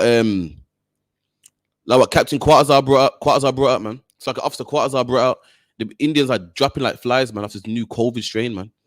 I don't know what it is, but you mix COVID with curry and some next shit happens, man. So lucky, man. Some next shit happens, man. And you got brothers out there that's worshipping the East Indian way of living, man. And let me tell you something, all the idols couldn't save him. Ganesh couldn't save him, man. And even they knew that, man. What I'm about to play to you right now, if you're a Sikh, if you're a black man and you're a Hindu, shame on you, man. Because these people that made these idols know something about these idols that even you don't know, man. I'll play it for you right now. A large number of Indians have thrown the idols of the gods they worshipped on the streets as the numbers of coronavirus infections and deaths skyrocket in the country. Indians expressed their anger at the idols that they worshipped and sacrificed themselves for, but the idols did not protect them from the coronavirus. They prayed to the idols because they believed that it could save them from the virus, but they finally discovered that they could not do anything, and hence they destroyed it. The number of daily coronavirus deaths in India has been reaching a record number of 3,780, as the total number of infections exceeded 20 million. India's underfunded health system has struggled to cope with the recent wave of COVID, with patients dying in hospital parking lots from lack of oxygen and beds. And let me say something, man. What you saw right there is good for them, but it's sad for us, man. That's right. And I'm gonna explain why. One epidemic happens to them, and they have the common sense to know, listen, those idols don't work, man. That's right. Now, I want you to really look at this. One incident, and they got the answer. They know these idols don't work. We've been in the church for 400 years, man. That's right. And it's never worked. All that had to happen to them was one situation, and they thought about it and go, hang on, these idols don't work, man. Right. We've been in the church and the mosque for hundreds of years, and nothing has changed, man. That's right. You're telling me they are wiser than us? Nah, man. You're telling me they got more common sense than us? I beg to differ, man. That's right. I beg to differ, man. Something's wrong. You know what I mean? In the church, we know it don't work, man. Right. All that singing and dancing don't work. But though, they did something that we don't do. They faced it, man. That's right. Those Indians faced it like, listen, we're dying out here and these idols ain't helping. We know it, but we're afraid, man. Right. We're afraid to accept that, you know what, the church ain't working, man. This mosque I go to every Friday, it's not my answer. Right. And that's what we need to do, man. That's right. Shake the fear, man. Shake the dread. And trust me, man, you serve your God, man. Right. Oh, the one, what he said was heavy, man. Remember, this is their God, man. They invented this. They invented these gods, man. And they know that it's garbage. And this is remember, they taught us this. And we got faith in the God more than they do, man. Right. You know, we die of crack cocaine and we still keep the idols, man. And they taught every black man, you're a black man celebrating Diwali, shame on you, man. These idols couldn't save the Indians, man. These idols couldn't, all them gods, man, all the 300 gods couldn't save the Indians, man. They're dropping like flies of a virus, man. There are gods with 4 arms, man. And not one of them arms could give him a vaccine, man. You know why, black man? Because the real God that can save you from the vaccine ain't with them. Ain't with them, it's with you. Not one of their gods could save them, but your God can save you, man. And guess what? Black man? That God you need to serve, man. Come to the I.S.U.P.K and serve that God, man. We serve the gods of the other nations. The God of the white man couldn't save us. We went to church and banged that tambourine, and he couldn't save us, man. We went to the mosque and put the kufi on, and black on black crime still exists in my neighborhoods, man. And all them 400 gods couldn't save them filthy Indians, man. So how the hell is he gonna save you, man? Even they were smart enough to know that, listen, it's not working. Let's dash it away, man. Got a bulldozer, man. I threw them all away, man. So black man, what are you gonna do, man? I know what you should do. You need to come in the I.S.U.P.K, man, and serve your living God, man. The same God that got you out of Egypt, man. Someone give me the scripture where Elijah mocked their idols, man. You got it? Yeah, no. While we get that, you know what I mean? They had to realize it. And let me tell you something. Those Indian gods, well, I'm just using that term. They date back thousands of years, man. I mean, you can research it. Hinduism is one of the oldest religions on the face of the earth. Research it on any search engine. You type in what is the oldest religion on the earth, and it's Hinduism, man.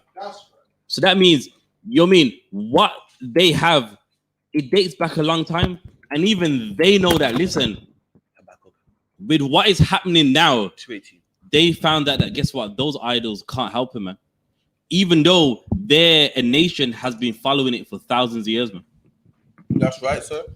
I mean, when they read Habakkuk, man, 2:18, man, I'm gonna tell you about his idols, man. These idols, the Jesus piece around your neck, the good luck charms, all of them doing jack shit, man. So luck, excuse my French, man. Do jack shit, man. All this superstition and you gotta kiss this and what's it called? The Mary idol, man. The idol of Mary that cries, man. It's a Dunga bar got a powerful class in it, man. The Mary idol crying, it's not real, man. They've tested the tears, man. What is it? Rosemary what? What rosemary water, man? They've tested it, man. It's fake. It's not the idol. Don't cry, man. It's all fake, man. I like cause these idols too. They can't save them from a flu, man. That's right. Can't save them from the COVID-19 vaccination. So how the hell is it gonna save you, black man, from black on black crime, man? How's it gonna get you off crack when they can't give him 6 arms and one of them arms can't save you? Not one of them. Lucky, man. Read that from me, please, Baba Kushar. This is Habakkuk chapter 2 and verse 18. What profiteth the graven image? And the Lord said, what profiteth the graven image, man? What profit does the graven image have, man? What good does the graven image have, man? Right. You're praying to an idol that you made, man. It don't breathe, it don't speak, it don't walk, it don't talk, man. And Habakkuk said, listen, what profit does this idol have, man? So lucky, no heartbeat, no nothing, man. Right. Keep it in. That the maker thereof have graven it. Because the maker thereof made it. What profit does it have? What good is it, man? What good is Ganesh and Vishnu and what's some stupid gods they got, man? Krishna. Shiva, Shivu, Krishna, Guru Nanak, all them silly gods, man, with the stupid names, man. Them stupid names, man. You meet a girl in the club and tell your name's Guru Nanak. You ain't getting no box, man. So luck, yeah. You ain't getting no wine. You getting no like, yo, my name's Shiva, you know, big girl. You getting no wine, man. You getting no wine down. So lucky, keep reading. The molten image and the teacher of lies. And the molten image, man. Molten is when you melt something down, like, you know, you got molten lava. When you melt something down, like you got a gold statue of Shiva, man, or Vishnu, man. What profit does it have? Right. Keep reading. That the maker of his own work trusteth therein. And the man that makes it, trust in it. The maker, trust. Imagine you made your God and go, oh, God, I make you, that I pray to you, man. That shit doesn't make sense, man. Right. If it wasn't for me, this idol wouldn't exist. If it wasn't for me, the idol wouldn't be here, man. So how am I praying to it, man? And that's what you saw in India. Some silly idols with no profit, man, that can't save Indians from COVID-19, can't save Indians from stinking Salakia. Can't. This is all. Oh, come on, man. We move forward, man. Anything else before we move on? Salakia, man. To make dumb idols. To make what? To make dumb idols. And dumb means you can't speak, man. Right. But you're deaf, dumb and dumb. What's it called? Deaf and dumb. Meaning you can't speak, man. So not do. Like a dummy is something that can't speak, man. That's these idols, man. The stuff that can't speak, man. But anyway, I'll move on, man, because I can't deal with these heathens, man. That's right. Especially the East Indians, so like it's something else, man. So we're gonna move on anyway, man. Cause yo, I'm like quarters out today, man. Quarters I get the heathens, so lucky, man. So we're gonna move forward. So lucky, read that for me, please. It's just a woman that wants to move back to the island, experience some madness in the UK. I think from Barbados or some fuckery happens. So lucky, excuse my French. She wants to move. She wants to bounce back, thinking that she get a better life somewhere else, man. Read that for me, please, Baba Kushar. Black campaigning city mom to quit UK for the Caribbean. So You want to read that.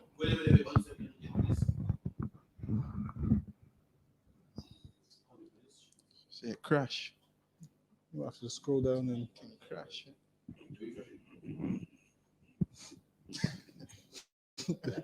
man can't risk updating that. Is it? Damn. Black campaigning city mom to quit UK for the Caribbean over school racism, fears for son. All right, so this is a sister that wants to quit the UK because obviously she fears for her son, and she should fear for her son, man. That's right. We should fear for our son living under white people, man. So I see why she fears for her son, but we're going to read on. Go on. Justice Williams, MBE, says she fears her son won't get an equal chance to excel because of bias against boys. So she said her son won't have an equal chance to excel because of bias. And listen, man, this is an old story, but what we're reading is a new story. Right. So this one right here is new, but the situation is an old story. They obviously never let black people excel. This is why when black people first came to the UK, they wasn't allowed to do certain jobs. They wasn't allowed to study certain things. They wasn't allowed certain positions in jobs. Why? Because of racism. Read on. She is far from alone. She is what? She is far from alone. Listen, man, she's far from alone, man. Every black person should understand that the systematic racism in this place, man. That's right. Everyone should understand that. Like, if you don't understand it, then clearly you ain't stepped outside your house, man. But read on.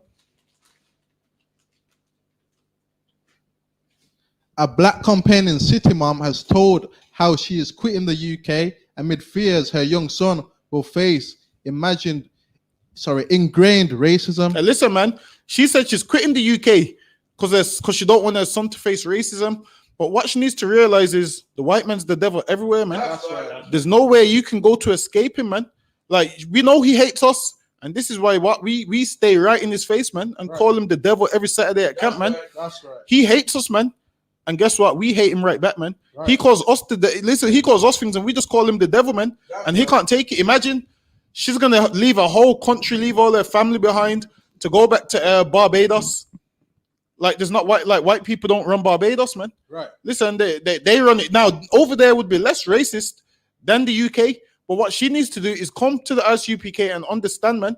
Learn how to fight back against the racism. But scroll down because there's a part in there where a partner says her son was crying and they called him a nigger or something like that. I can't even see you writing for me about this. Scroll down to the part where she says about her man's from Barbados and he come home crying because the kids bullied him, told him he can't play a game with them. And listen, man. There you go. Listen, man, if the white man excludes you from his games, that's good, man. We don't want nothing to do with them, man. We exclude them from our games, man. This is why they come to us at camp and say, well, can't we come to your lots of meetings? No, you can't, man. Right. Why? Because you're excluded, man. That's right. Listen, racism works for them and racism works for us, man. Read that. Another black parent, businessman, and activist. See, and this is the thing. Black people think being a businessman automatically means, okay, I won't experience racism because I'm a good black man. I'm a black man that works, and racism's only for these drug dealers and these young kids, and that's it. Until they experience racism, man. Him being a businessman doesn't mean nothing to the white man. The white man looks at his business like his business ain't nothing. Read on. True Powell has also taken to social media to claim his primary school age.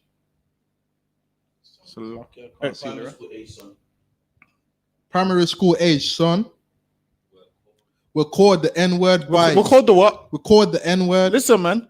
If a white man calls me a nigga, I'm not dumbing it down and saying call me the N-word. I'm gonna say exactly what he said, man.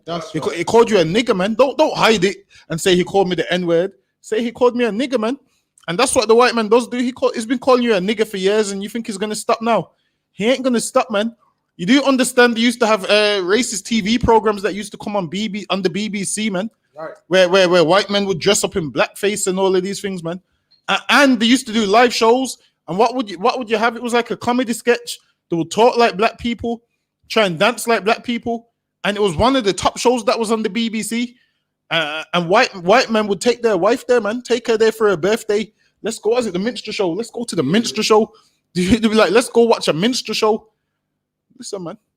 Racism ain't gonna go anywhere, man. Right. This is why you need to come into the ISUPK, man, instead of talking about going back to Barbados. Right. Going back to Barbados ain't gonna make a difference, man. How about you come into ISUPK and we can teach you how to deal with this racism. We can teach you how to love your own people, how to not care about what the white man says. Listen, man, you come in here and serve the Lord, man, and you will live to see them fall. You will live to see them fall, man. The whole world's crying about what? Palestine and the Israelis, man. Who cares, man? Right. The thing is this. Show me one Palestinian that marched for Mark Duggan, man. Right. You're not going to find it. Show me one Palestinian that said, pray for black people.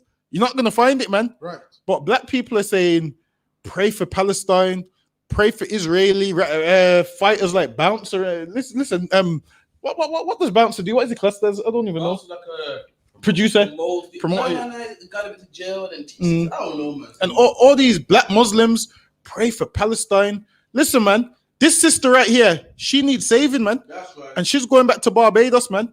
And now we in the business. Listen, in the ISUPK, we in the business of fixing black people, man. That's right. We in the business of saving black people, fixing black people. We in the business of freeing black people, man. That's right. We trying to free niggas, man. And niggas is trying to free Palestine, man. I'm trying to free niggas, and you're trying to free Palestine, man. Right. Forget Palestine, man. That ain't got nothing to do with black people. Let them blow each other up, man. That's right. You're praying for Israelis, man. When have they ever prayed for you? Did you know that there was black jewelers who couldn't even get diamonds off the Jewish man? Right. They had to befriend a white Jewish man in order for him to get the diamonds and give it to black people, man. And what happens? We run and buy diamonds of Jewish people, man. Right. Meanwhile, they hate our guts. But read the rest of that story. He cried himself to sleep. He what?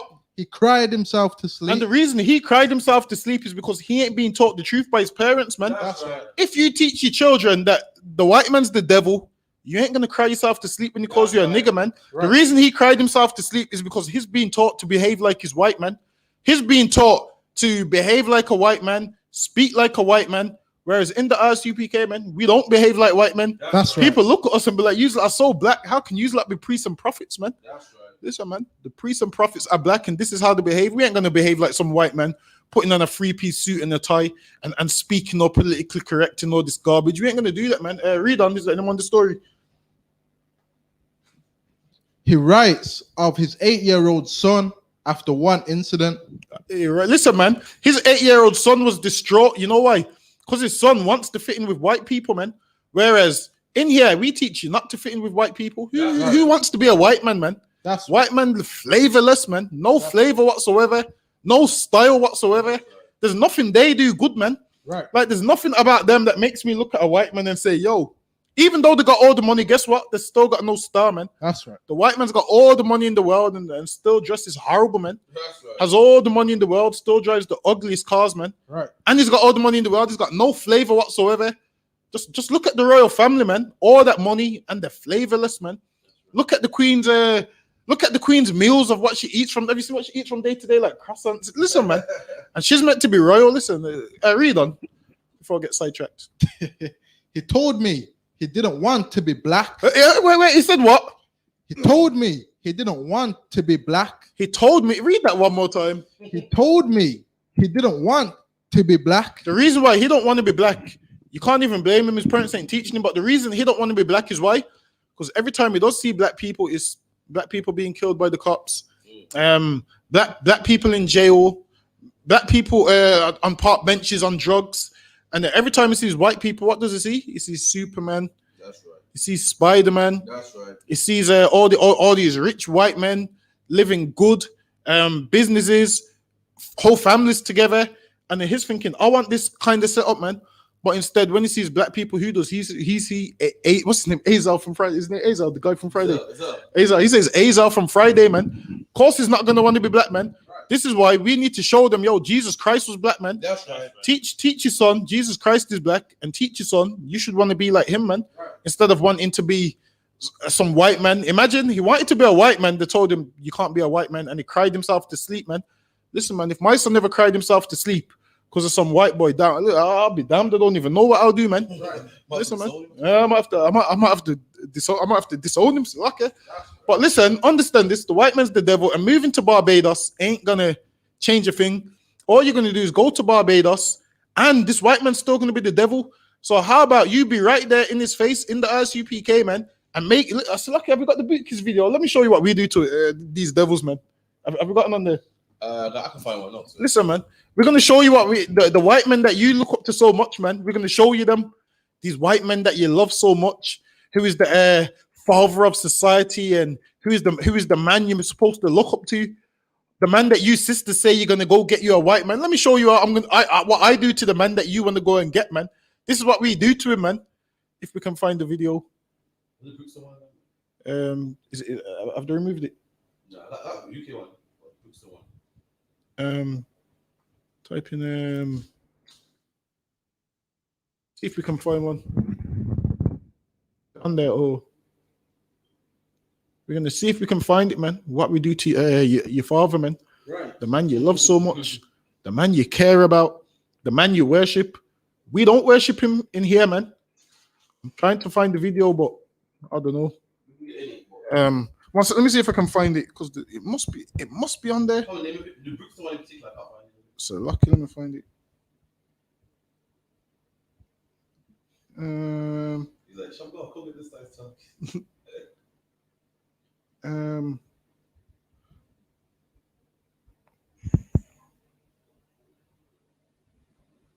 It's not called Lucas, no. What was it called? You found it? It's a lucky. I'm trying. One sec. Let me see if I can find it. Where would that be? Have they removed it? Hold on. I remember you blazed up United.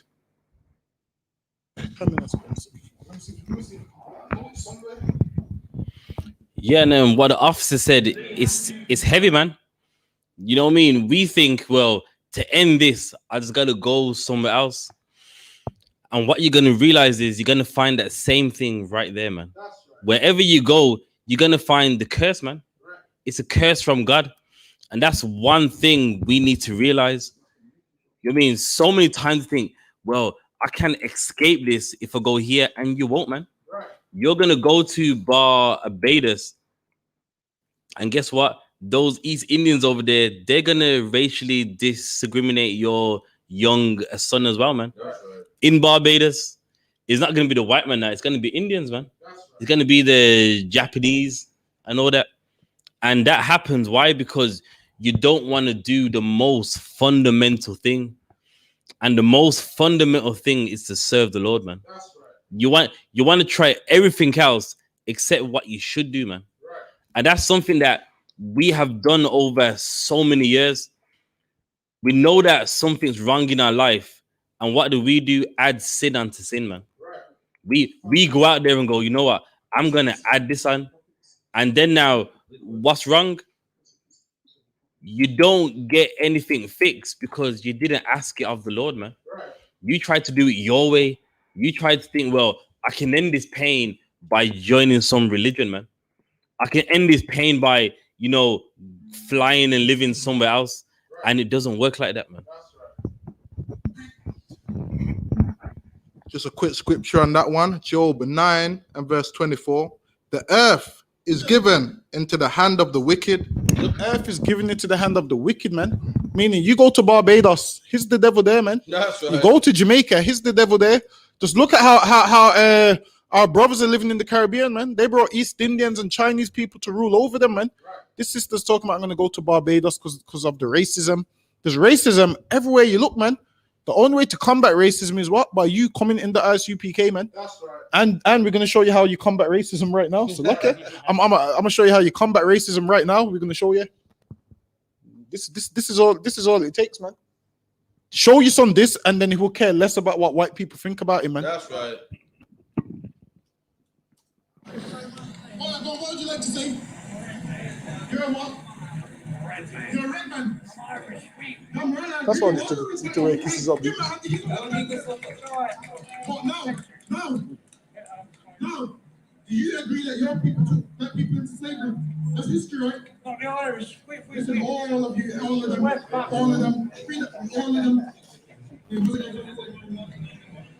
Isaiah 49 and 25. So now, first of all, would you like to apologize to black people? Yes, I will. Would you like to apologize to black people? So do you admit that what your father's done was wrong? No. Not your forefathers done was wrong.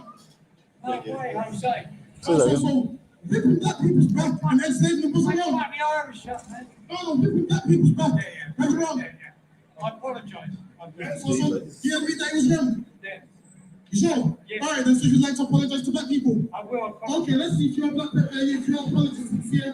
Why you apologizing to black people to say you just might not get the coronavirus and you just want to stay already weak? Isaiah chapter 49, verse 20. This is why you apologize according to the Bible. Verse 23. And kings shall be thy nursing fathers. Now the Bible says kings shall be thy nursing mothers. And queens thy nursing mothers. Meaning your people, man, is gonna nurse us one day, because what? Our women have to take care of your babies, man. You cut our women's bellies open, man. You killed us, man. Hung us from trees, man. I mean, all we ask for is an apology. Shall be thy nursing mothers. They shall bow down to thee. Hold on, so you need to come right here. Right here. Now the Bible says thou shalt bow down to thee. So bow down on your knees. You have to go on your knees and bow down, man. Only on the floor. So you have to bow down, man, to the children of God, man. And you see you. Why are you doing this? Shows that you're a good black man who's really emotional, man. Give him a hand, please. For being a good black man, man. If all of them was like you, that's supposed to have to die. If all of them was like you, read it. They shall bow down to thee. They shall bow down to thee with their face towards the earth. So now put your face towards the earth. So now put your face towards the ground. So you're really sorry to the slaves that your people are treated. And lick up the dust. And lick up the dust. Lick up the dust. So now, to prove you're sorry, you have to kiss these brothers' boots, man. Go ahead, sir. Go ahead. Kiss these brothers' boots. You want to show that you're really sorry, man. Go ahead, Crawford. Don't get that boot kiss, man. No. Go ahead, Crawford. Go ahead, don't get the boot kiss, man. Go ahead, Sean Ross. Don't get that size 15 boot kiss. You have to give all these And listen, man, guess what? And guess what, man? I didn't need to go to Barbados because of racism, man. That's right. I just jumped on the motorway to Brixton and got my boots kissed, man. I got my boots kissed by a devil, man. Listen, man, get him and his racism, man. This devil is our pet, man. We tell him, you go down on your knees and you're going to kiss these boots, man. We speak to them how we want to speak to them, man. And we get our boots kissed. We didn't need to jump on a plane to Barbados because of racism. We just on the corners, man. And Brixton High Street, man. Come kiss some boots, man. Come kiss some boots if you want to get rid of that coronavirus, man. Get me right. Listen, I got fresh pair of boots, man. So as soon as we're back at camp, man, listen, those boots need to be kissed, man. So you devils and East Indians and you Palestinians, you better line up, man, and come and kiss some boots. Have you had an Arab kiss the boots here or no? Nah, like the shit, man. Listen, man. Like the shit, man. Listen, man. Never too late, man. You Muslims are gonna kiss these boots, man. Get me? I don't give it. All you want, these boots, man. You're gonna kiss these boots, man. Is it anyone that story? Anyway, that's the end of that story. You can go to the next one. Yo, come on, man. Listen, that was powerful, man. It's a lucky, man. It's a lucky thing about happening. What you didn't know was on that video was a black woman saying, "Get up, man, get up." Again, black people always feel that they got to save the oppressor, man. Leave them alone, man. When you was kissing boots and washing and cleaning and picking cotton, no one was like, "Yo, leave that black man alone, man." Right. But again, we're the good slaves, man. Listen, the white man will be alright, man. Listen, he got the Iron Dome, man. Listen, we're not killing him, we're not harming him, we're not telling him to do something that he don't want to do. If you don't want to kiss the boots, then don't kiss the boots, man. But you will get coronavirus, man. That's right. No, we don't feel sorry for him, man. They got the Iron Dome, man. So luck, yeah. Right. You're telling him, get up, man. Don't do that, get up, man. And guess what? At the end of camp, you go to your rat-infested apartment, man. He don't. You're crying for a man who's doing better than you. Right. You're telling a man to get up, he's doing better than you, man. Don't worry about him, man. He's better than you, man. He'll be okay, man. That's right. The same black woman telling him to get up. How do we know she's in the country still? She could have been on the next Windrush charter flight, man. Right. She's probably gone. Worried about white people, man. Listen, man, they ain't worried about you, man. That's right. Probably not in the country no more. Probably got dipped the other day. He's probably trying to reach out to us now. All right, cool. Let me get the next one real quick. Far right is a black power movement with a spiritual nucleus. It is the only black power movement that come in the West that have at its center a spiritual awakening. And that is why Rastafari is so unique in the Western world. It's fighting for the liberation of African people, even though, especially in a reggae music, you hear people are twisted and turn it round to make it mean something different. That means white people all over the place now cannot jump up on a tongue, but one love, one heart, let's get together and be all right. Yet still them don't go tell them family. These young white Rasta youth will come from Italy and Germany. Them don't sit down and talk to them parents about our struggle, our liberation. Hold on. It's lucky, man. This brother answered, man. You know what he said? That's why you don't have white people in your organization, man. He's saying you see all these white Rasta people from Italy and Germany, you see them with the little crazy dreads and whatnot, man. Listen, I don't agree with Rastafarianism. Rastafarianism is garbage. It's a false religion that's destroying our people. But all these white people become Rasta, man. Become Rasta and say, yeah, one love and Ital and Jamaica. And guess what? These same white people that want to smoke weed and grow dreads and wear red, gold, and green, they don't fight for black people. Right. They don't tell their parents, listen, black people are suffering in Jamaica, man. Right. They're in it for the weed, man. They're in it for the reggae, man. They're in it to wear the tam and the red, gold, and green, man. The brothers, answer something real quick, man. It's like it's a... Now, yes and no. And I'll explain why. The reason why there's so many white people in that religion and so many Japanese is because you allowed them in, man. Right. You allowed them in. You know what I mean? You accepted them and you didn't reject them. So you can't be upset now when they're not on your side. Right. Because you allow them in, man. Right. You mean a lot of them now, they got all the dubs, man. What's that Japanese sound? They're like a clash. Yeah, a mighty crown, man. Jamaicans love them, man. And they're not you mean you should be ashamed, man, that that it takes some heathens to represent you, man, on the decks, man. This mighty crown's got all the dubs, and Jamaicans reverence them, man. And then now, in another breath, you want to talk about, they only like us for specific things. Well, you let them in, man. That's right. You can't let them in, and now they're hurting you. Now they're not giving you no respect. Now they're not acknowledging you. Now all of a sudden, they don't let their mom know. They shouldn't have been in the circle anyway, man. Right. From my understanding, Rastafarianism, it was a black thing, man. Abyssinia, Ethiopia. Of course, we don't agree with any of it, but from my understanding, it was a black thing, man. Or it's meant to be a black thing. So how did the Japanese get involved, man? How did these white Germans and Italians get involved if it's meant to be so black, man? Right. You want to know why? Because Rastafarianism isn't black anyway, man. Rastafarianism is East Indian, man. That's right. That's why you got no issue letting heathens in, man. That's it. I like what he said. The other one, this man said Rastafarianism about black and Africa. Let me tell you something. Number one, we ain't African, and Rastafarianism ain't about Africa, man. Rastafarianism is about East India, man. There was a man called Leonard Howell that lived in Jamaica, man. He lived in Clarendon, and he said this man was fascinated with Indian culture, man. His nickname is what? GG Gong, which is short for what? The Gong Guru, man. And Bob Marley's son called himself what? Junior Gong. Who the guru? The East Indians, man. He was fascinated with the East Indians, and he took their culture and made what you call Rastafarianism, man. Made what you call Rastafarianism. Dreadlocks don't come from Ethiopia, man. It don't come from Africa, man. I'm gonna give you a history lesson right here on the ends. What a lot of black people don't know, man. Rastafarianism is East Indian culture. The East Indian came to the Caribbean, man. Why? Because after slavery, black people didn't want to work for free no more. And England had a contract with India after messing up their country and gave Indians work, man. And when they came, we started to, as usual, what did we do? Start taking their culture, man. And the dreadlocks, the eye to food, the not eating meat, their diet, their gods, we took it, man, and called it Rastafarianism, man.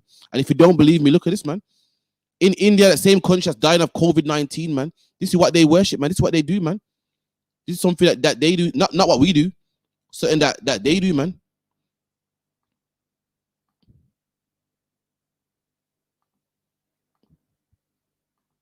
And look at that, man. That's your original Rasta man right there. Look at him with his dreads, man. That's a real Rasta man right there, man. Long before black. That's in India, which you've never been. This is where dreadlocks come from, man. It don't come from Samson. It don't come from the Nazarite vow. It comes from East Indians, man. Samson had braids, man. Read it in the Hebrew. He had 7 braids, man. And this is what they stole from the East Indians, man. The word ganja is an East Indian word, man. Come from the river Ganges, man. Weed and cannabis came from East India and they brought it over to Jamaica, man. You think you're smoking the herb and what do you say? I smoke the herb, I get close to Jah. I get close to God. No, you're not, man. You're just copying something the East Indians did, man. And you're not becoming close to God, man. You're becoming close to death, man. You're becoming close to bad breath, man. You wonder why your love life is all upside down because you smoke weed, man. You can't even please your woman, man. Your stamina is all messed up, man. These brothers in the UPK don't smoke no weed, man. You're looking for a man to come to these brothers here, man. Got that stamina. You want a drugs, man. Fair enough, man. So lucky, but yo, he will be out of breath, man. All them blunts and spliffs and chalice. Just you want listen. What's that tune? I want a natty on my front line. She don't listen, man. She don't want a natty, man. So she don't want a natty, man. She don't want one of those, man. So lucky, yeah. But when a reggae concert, they might jump about Jah Rastafari and I jump about this and that. And now we're the most red, gold, and green. And I go like to them is more Rasta than you who come from Jamaica and who was about Rasta. How that possible? How we allow that? Because them are usurp our thinking again, just like how them usurp and tell us Egypt, no in Africa. When we hear about Egypt, when I was a child and I hear about Egypt, I think that Egypt was a place in the sky. Because I never know says black people build the pyramids them and all them something. I never know that. I never know that because all of a sudden here says some space people build the pyramid. We don't know says black people. As a matter of fact, we demonize Egypt because the Bible talk about Israel and Egypt. And most Rasta see themselves as Israelite. So them say, yeah, Pharaoh wicked, Egypt this and Egypt that. Yet still Egypt is the one of the cradle of civilization. So how we make them do that? How they make we come to feed them thinking, and them come to feed them thinking and engulf it and push it in a way that we now start to say, yeah, well, you know, we're all one and we're all this and we're all that and all them something. Anyway, like what the brother said, man. This brother's pissed because what white people has infiltrated his little fake religion, man. And that's what they do when you make them join, man. They infiltrate, man. They take, man. That's why in the UPK, no white man can't come in here, man. No Chinese can come in here, man. Why? Because they're known for stealing, man. In the Black Panther, there are white men in there, man. Not in this, man. This is something strictly, exclusively only for black people, man. You can't join this, man. You got to be born into it, man. You got to be born into it. Now the rats are crying. The white man took our movement, man. They don't tell their parents, man. Listen, man. More for you, man. You let them join, man. Ain't no white man can come in here, man. Ain't no white man can put in a meat tree in here, man. Salakia. We seen some of the Israelite groups out there. See white men in meat tree, man. White men in meat tree, you know. So, you know, stupid looks. I see that elders post with a white girl, man. I'm looking like, damn. It's ridiculous, man. At the Passover with Hamites, man. When the Passover is the death of Hamites, man. You got a Passover, you got a Hamite praying in your Passover. Let me stop, man. Let me say something before I move on. They have for Aaron's a firstborn. He's back in reading a carnation in the Passover. Damn, like you know what I mean, like damn, like that's going backwards, man. You know, and it's sad, and you wanna know why? With a Bible, it's meant to set you in the right path, man. That's right. And you're using that same book, and you're going backwards, man. Right. This book is telling us what we need to do, man. Right. The love that we need to have, and what do you do? Throw it all away, man. Right. After reading that same book, man. And that's correct, man. So we're gonna move on now anyway, man. Getting something else. Apparently, what's it called? Black what sorry day? Black Acknowledgement Week or some shit like that, man.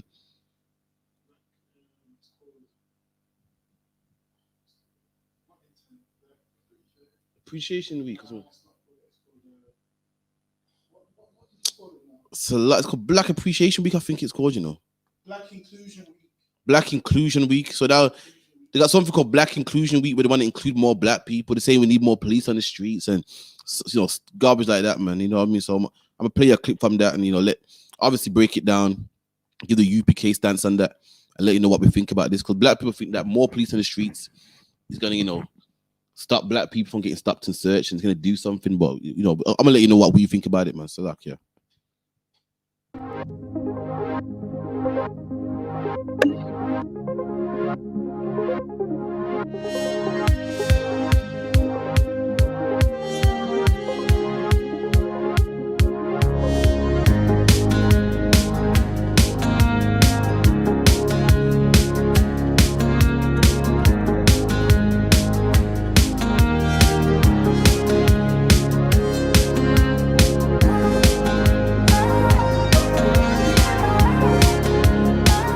For me, I always wanted to be a police officer since I was about 8 years old.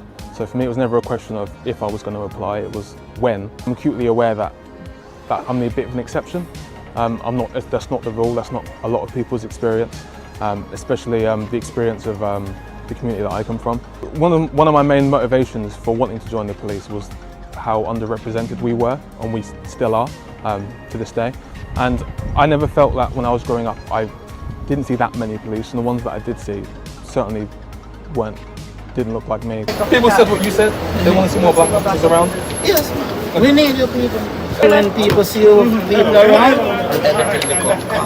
we've had feedback in the past from the community, certainly the black community, that black officers just aren't visible, they're not seen, where are they?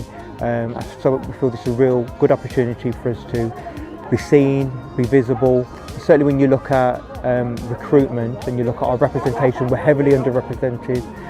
So again, this is a really good opportunity to kind of raise that awareness and to tap into that amazing black talent that we know that we've got in the region. Is it, you got a shop? When we get our lunch, we'll come over. Hook me up. You got a dumpling? I'll be there then, I'll be there. See you later. Take care, man.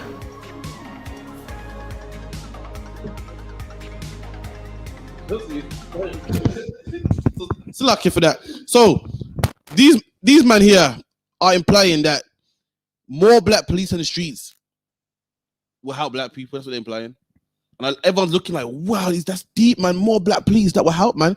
What they don't know is this has been done before. And guess what? Mark Duggan's still dead. This was done 10 years before. You know what I mean? 20 years before, and black men still dying by the police. You're not onto nothing new.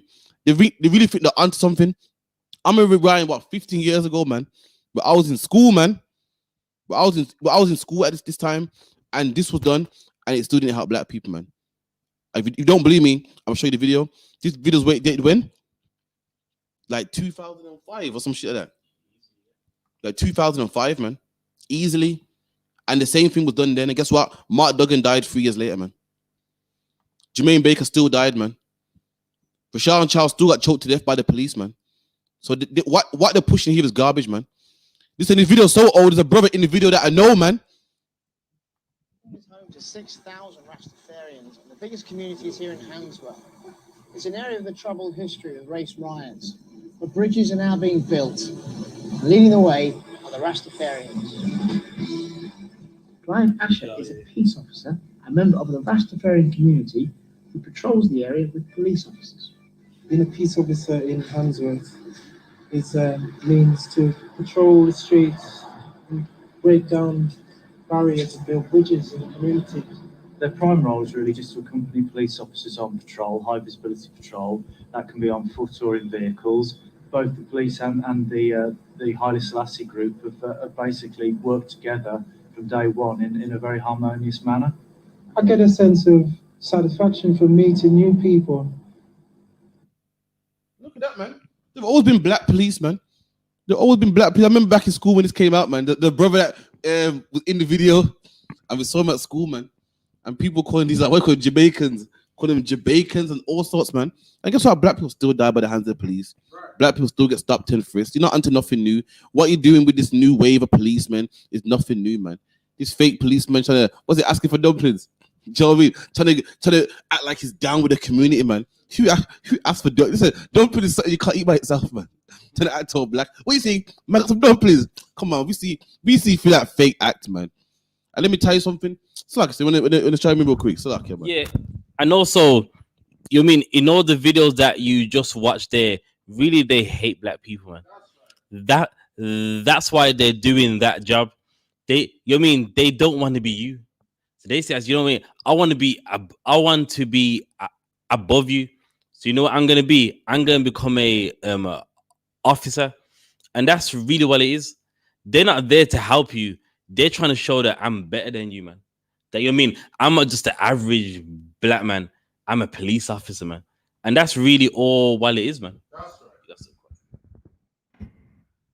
Just a quick chime in on that one as well, because I got two things to say. Don't tell me you're joining them. I'm chiming in, man.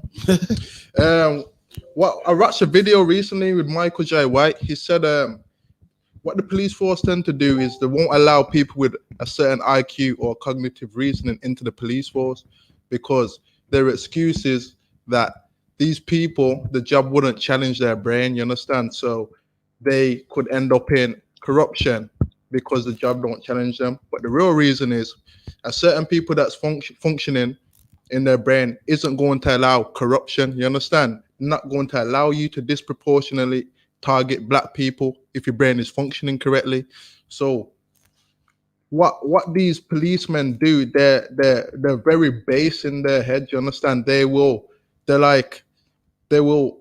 see corruption and they won't correct it at all, you understand? They will sit there and allow black people to be targeted and they will participate and cover it up. That's why so many black people are being disproportionately attacked by police officers, and it goes over people's heads because these black people in the police force ain't for black people, you understand? That's right. It's very rare that you'll find black people brave enough to target, you know, black disproportional racism in the police society, you understand? It's very rare, you understand? Very rare that black people in general, that's why you only find a minute of us in the I.S.U.P.K. You understand? Fighting for black people, you understand? Not many people are gonna do it, man, because they're scared, man. That's right. They're scared. These police officers are scared, man. And you need to join the ISUPK so you can build up that strength and fight for the Lord, man. That's right. What the brother said was heavy, man. These 4 black men that joined the force think that they're going to change something. They're going to change the racism that's been happening since slavery, man. I couldn't find. I tried to find a video, but I couldn't find it, man. But a white man that was a policeman for 70-odd years, man, says in his day there was something called the SUS law, and that law was made to bother black people, man. Right. And you think you're going to come in 2021 and change this? Couple more black faces, man. What you don't know is that the whole system itself is rotten, man. It's racist down to the bone, man, and you can't change this, man. That's right. By buying a 2 dumpling, man. You can't change. You can't change it by getting a couple of Rastaman on the streets, man. Rastaman can't help the racism that's in the police force. Ain't no Rastaman can help this, man. Ain't no man buying a 2 dumpling can save this, man. Police been racist since the time black people come over here, man, and it ain't gonna stop now because a couple of black men want to join the force, man. So like, look at this brother right here, man. This is a brother right here in 1981. In 1981, his brother was being brothers were being persecuted against, man. And you think copper police are gonna change that now? Listen, those black people back then in 1981 when black people was being persecuted, man, and it didn't stop nothing then. So why would it stop now, man? Right.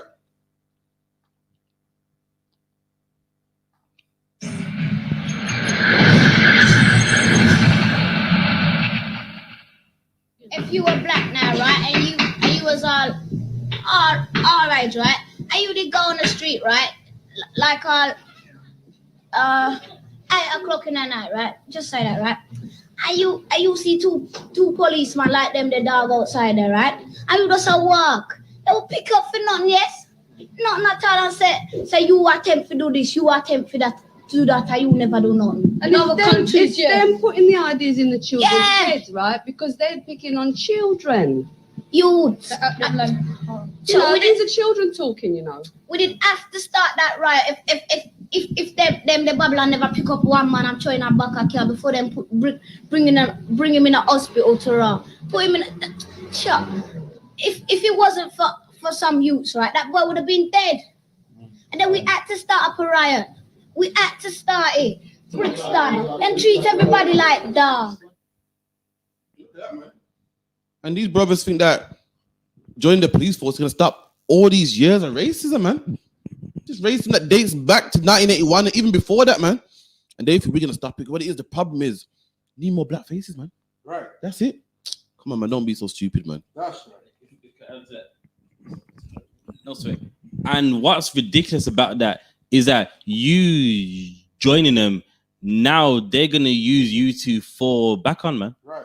Before, it would be a racist attack. Now, we got black officers too, man. Right. You know what I mean? You actually joining them hurts you, man. Right.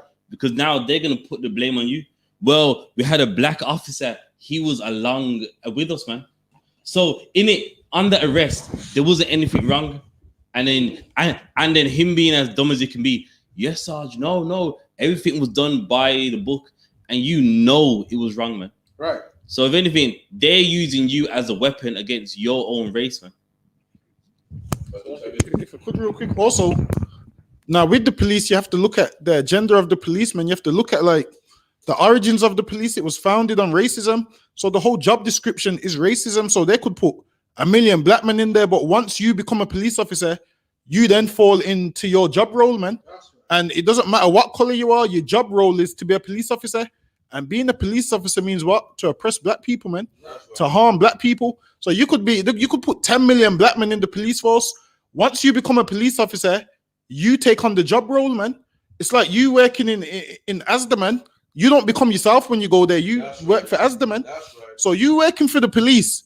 We don't see you as a black man, man. You're a white man because you're working for the white man who hates black people, man. That's right. It's like you. And to be fair, if you was a black police officer that tried to go to in the police to change it from the inside, they would fire you, man. You know why? Because you're not doing your job description. That's right. It's like a woman that wants to work in a strip club and she says, "Oh, I'm going to the strip club to convert these women from being strippers." She's gonna get fired, man. She can't go to the strip club and say, "I'm going to the strip club. I'm working there because I want to convert these women from being strippers." The man who runs the strip club is going to fire her, man, because it goes against the whole regime, man. So black people being in the police force talking about, oh yeah, we're changing it. You're not changing it, man. All you do is go in the police force and carry out the white man's agenda. That's all it is, man. You are no longer yourself. You're working for a company, and the company you're working for is the police, man. And it's the police's job to harass black people. That's right. So lucky. And you joining there, you joining the police, it becomes your job to now harass black people, man. Because you can't do anything different to the rest of the squad. You know why? Because then you'll be going against your job role, man. And then in your mind, it's like, well, I need this paycheck. So what are you gonna do? Oppress black people for your paycheck, man. You're gonna be, I need this paycheck. What are you gonna do? Beat black people for your paycheck, man. So you talking about this man talking about, oh, these are dumplings over there. Listen, man. That police officer's being smart. He's gonna come there. He's looking for weed, man. About these are dumplings. He's looking for weed. Listen, and them Rastamen, that was their first day sober, man. that was the first day them Rastamen wasn't high, man. And a part of me thinks there must have been high to want to march with the police, man. What was it called? The Haile Selassie movement. And this is the thing, man. Selassie is a snitch too, so lucky, man. We ain't rolling with no Selassie, man. We rolling with Yahawashi, man. Who ain't gonna be rolling with the Romans talking about we should all walk together. Nah, man, that's all that concept. Let me give you plain. That concept is bullshit, man. So lucky. That's right. Come on, man. That's just the truth, man. So lucky, man. That's just the truth. Again, man. So again, don't think you're gonna change it from the inside out, man. There's nothing you can change. It was made that way. It was made to oppress black people. So what are you changing, man? There's nothing for you to change. That whole movement, the police force, was made to oppress black people, man. You ain't changing anything in there, man. So let me get another one now. Let me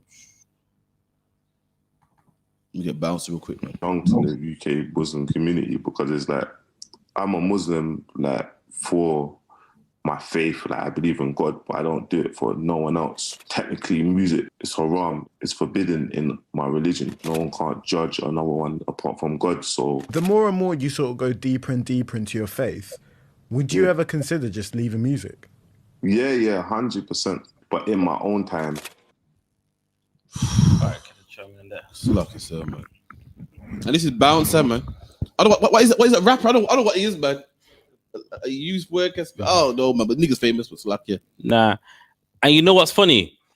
I like what he said there because at least he knows his religion, man. A lot of these people claim Islam, and listen, you're wearing Western jeans, man. Western jeans, Western coats. When really in the hadiths, you shouldn't wear that, man. You shouldn't be listening to grime and hip hop if you follow your religion like you do, man. And that's the problem. A lot of you online, you don't believe in Islam, man. It's just something that it looks good, man. You're in the white garb, you're washing your hands and your feet, but you know Islam is bullshit, man. Right. You know Islam is nonsense, man. You don't believe it. Why? Because you're in the club, man. You're selling drugs. If you believe in Islam, then you know that you mean that it's wrong. You know that wearing your jeans and your Western apparel in the Quran, that's wrong, man. That's to say satanic wear. But guess what? You do it because subconsciously you know Islam is garbage, man. You know Islam doesn't hold no water, and that's the problem, man. You know what I mean? You want to find God, but you can't find God, and you're lying to yourself, man. As a black man, if you want to find God, you gotta wake up and go, "Where's my God, man?" Why? Because you don't even believe in that religion, man. You know what it requires of you, and you can't even do that, man. You know that in that religion, drinking alcohol, that's wrong. But they drink, man. Those Muslims love Hennessy, man. They love some Jack Daniels. You know what I mean? And why? Because you can't even follow that, man. So you know what I mean? So let's stop the games of the Islam and the Hajj. As a black man, you don't believe it, man. You're wearing a man dress for nothing. That's right. You go into the mosque for nothing. You're selling drugs, man. Let's stop the games, man. And let's just come back and serve our God, man. Done, man. That's what the other one said, man. You black man, you can't be a Muslim, man. Black man, you love music too much, man. The man said music in Islam is a sin, man. Listen, I can't be that religion, man. How is music a sin, man? You know, Muhammad must have had no flavor, man. Muhammad must have been listening to in his car, listening to the engine, man. Black people, we love music, man. We couldn't be no Muslim, man. The man goes, music is haram, man. So how all you rappers, rappers are Muslims, man? This shit's an oxymoron. How are you a rapper Muslim? That it don't make sense, man. Music, how is music a sin, man? Niggas love us a good beat, man. We love to bounce ahead, man. We couldn't be no Muslim, man. So lucky. Let me come off that anyway, man. But anyway, an article came out about Linford Christie, man. For anyone that don't know about Linford Christie, man, Linford Christie was Usain Bolt before Usain Bolt, man. That's right. Linford Christie was a Usain Bolt of the 90s, man. Ran for England and made England, England always talk about Linford Christie, man. Got them gold medals, man. And what you don't know is that what? England at one point hated Linford Christie until he started getting gold medals for them, man. You know what I mean? I got to show his brother's resume, man. This nigga could run, man. Damn. I still think it's faster than you say, man. So lucky, I can't. Nah, but come on, man. Leave him for the load, man. So lucky, man. Leave him for the. Come on, man. Allow Linford, man. Representing the USA, The thing about the 100 metres is it is over so quickly. And the build up to the race is almost more important than the race itself.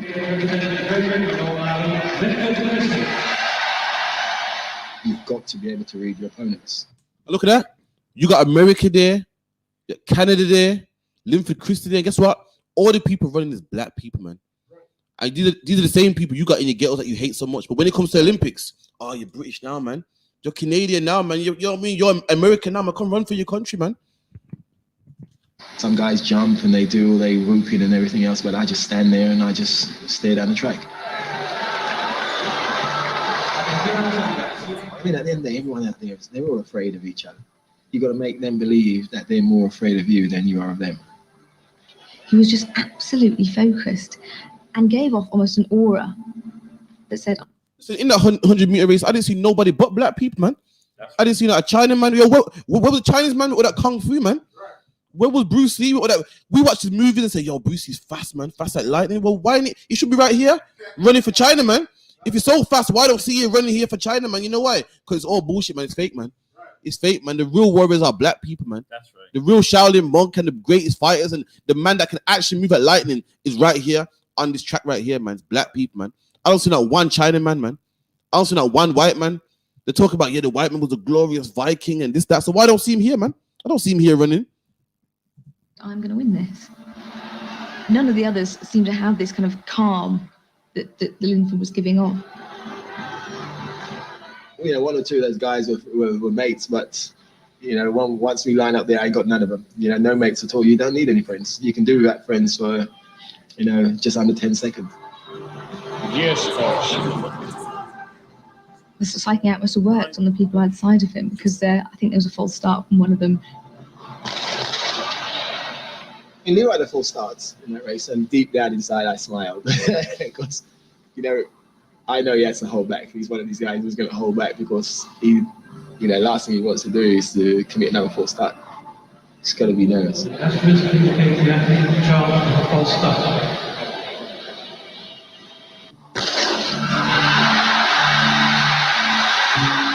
Linford got out. He got a great start. And normally, if Linford gets out, you're not going to run him down. It's virtually like driving a car. You start off in first gear, and you move up through the gears, and by the time you get to top speed, you slip it into 5 and just maintain it for as long as possible.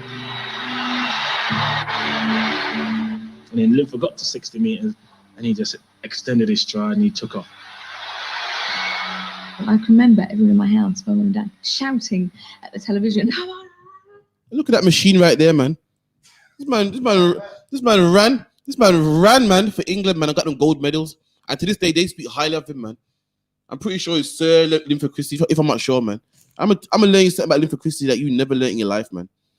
They teach about Linford Christie, how good he is, how he's good for his country and loves his country and ran for his country. But they don't ever teach this, man. Still like a quarters. I read that from Papa Kushar.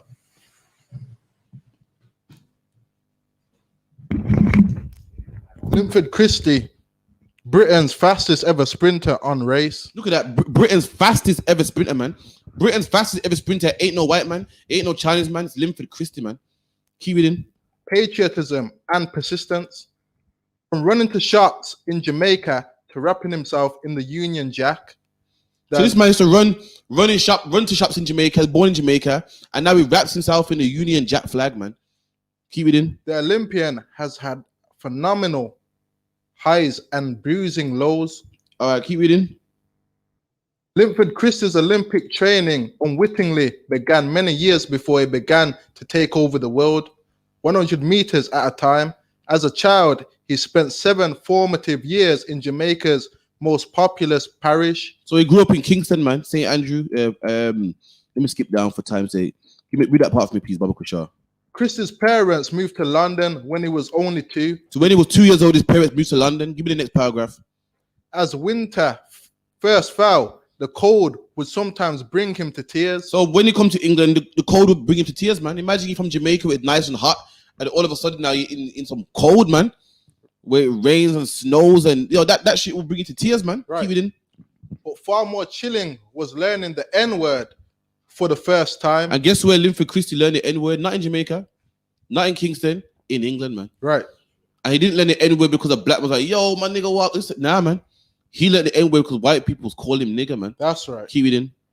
As it was viciously hurled at him, he constantly changed routes to school to avoid the white children who would shower him with stones. And the white people used to stone him, man. Used to stone him. Why? Because he was black. Not because he was tall, not because he was short, not because he was funny looking, but because he was black, man. That's white right. people used to stone him, man. Keep it in. One time I was playing a game and the little girl said, my mommy said I shouldn't play with the blackies. Look at that, man. He's playing a game with some little white girl. She goes, listen, my mom said I can't play with blackies, man. So you mean tell me Linford Christie can't play with your daughter because it's too black, man? But Linford Christie can run for your country, though. Right. You don't mind that, though. Linford Christie can't play with you. She got my mom said I can't play with the blackies. But Linford Christie can run for your country, though. Black man, we got to stop being used, man. For too long, they've been using us. We built their country, built their economy, fought in their wars. And guess what? They still don't love us, man. Our kids can't even play with their kids, but we can run for their country, though. Right. Get them their gold medals, though. Get them, second place in the Olympics, first place in the Olympics, man. And Linford Christie, shame on you, man. If that woman in that video was your woman, it's lucky, man. I believe she's the only white woman speaking about him. I believe it was a woman, man. You just don't learn, man. Right. Lucky, sir. Keep it on. He recalls, even though I was young, I can still remember like it was yesterday. For me, it was one of my first shocks, thinking, God, I'm black. Look at that, man. This is what the brother went through, man. And that's how they treat our brothers, man. Living in the ghettos, man. And you want to run for them. You want to get gold medals for them. And they don't ever teach. They teach the best runner in England, Linford Christie, man. They miss out how they treated Linford Christie. That's right. They miss out how they treated their best runner. This brother, this man here, man, one of our best runners, man. Give him a medal. Let's call him Sir Linford Christie, man. But you miss out how you treated that brother, man. They tend to miss out that part, man. Now, and also, what's heavy is if they can do him like that, imagine what they would do to us, man. That's right. Imagine this. He's won them gold, man. He's put England under 100-meter map. And if you can racially abuse him, then me living in Handsworth, I'm like, what chance? What chance have I got? I got no chance, man. You mean me? I can't run 5 meters, man. So Lord knows how to feel about me. And that's something we need to understand. You know what I mean? If England looks up to him and they can't even deal with him right, then forget about it, man. Forget about us. They're never gonna deal right with us, and don't expect it of them neither, man.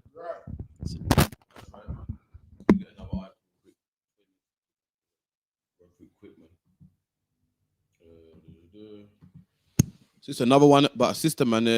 A lot of people saying the sister's stupid, saying she got no brain, but you know what I mean. We beg to differ, man. So, luck, yeah. Let me get it real quick.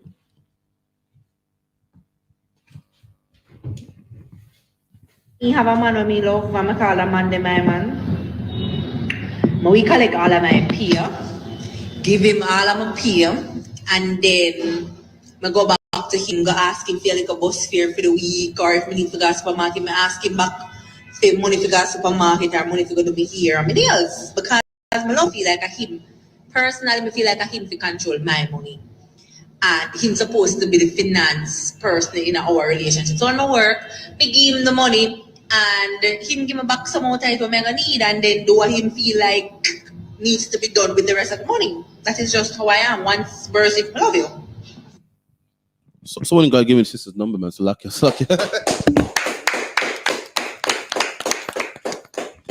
Sister goes, she got a man and she loves him. She'll work, man, and work money and give him the money. And 2021, they call that woman a clown, man.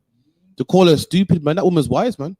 That one's wise. You got your smart man like these brothers in the UPK, man, who knows how to what's it called, order money properly. You should give him all your money, man. That's right. You should give him all your money, man. And that same money you give him, say, yo, listen, can I get a little boss for that money? And let him divide it, man. That's your man. That's your head right there, man. Right. Everyone in the comments saying this girl's stupid, man. Listen, this girl's gonna have a man and keep him for many years, man. Meanwhile, you won't. Right. You won't, man. You keep your paycheck and give him nothing. This is my money, man. Go with your own money, man. Like what Kadi brought out earlier, man. Emasculating the black man, but guess what? She have one baby daddy, you have 10, man. Right. Just know that, man. And she, again, if you and your man got a little thing going, you know, some what's the word, agreement, arrangement, and that's what you don't do that, then that's fine, man. But ain't nothing wrong with a woman loving her man and giving him her money, man. Right. The Bible, give me Proverbs 31, man. Salakia, man. What she said was in the Bible. So ain't no Christian woman telling me that girl's a fool, man. But if that girl's a fool, then guess what? You don't believe in the Bible, man. A woman like that is in the Bible, and a woman like that is highly spoken of in the Bible, man. You got that from your Proverbs 31:1. Nah, about verse 10. About 10, yeah. This is Proverbs chapter 31 and verse 10. Who can find a virtuous woman? And the Bible goes, who can find a virtuous woman? It's asking the question, why? Because a virtuous woman is hard to find, man. They say, yo, who can find a virtuous woman? They're hard to find, man. Right. Like, guess what? Who can find a whore? We all can. That's right. Who can find a slag? But we all can. Look, and also as well, even the word virtuous. Does anyone know what it means? Virtuous. It means a woman of ability, man. That's right. A woman of now with the ability to do what, man? Bring in the income, man, right, to that family. That's right. And let me tell you something. A lot of women, you can't do that, man. Right. You useless, man. That's right. You're useless. Your man's looking at you like, damn, like, what are we gonna do, man? You mean? Now, have in mind, this is talking about the wife. The man, he's become the virtuous man. The man's virtuous. Damn, like, you know what I mean? He has to go to there and work 3 jobs because you are useless, man. That's right. Besides sex and nails, there's nothing you got to bring, man. And listen, the Bible says, now from this book right here, a woman that can provide and has the ability to make money, that's a good woman, man. That's right.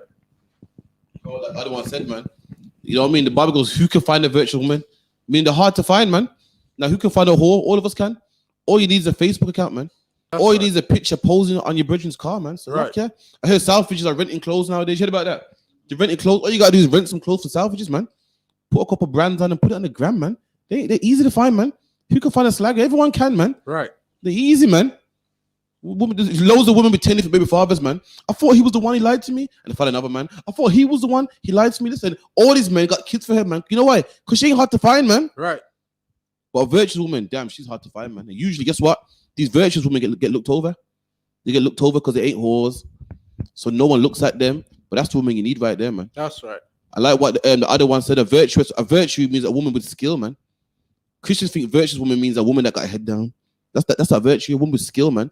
A woman that can braid. A woman that can cook. A woman that knows how to make money, man. A woman that can fix things and put things together, man. That's the woman you want, man. That's right. Not one of these whores that all they can do is look good, man. Say to them, what can you do? Nails. Shit, what else, man? What else? Just nails, man.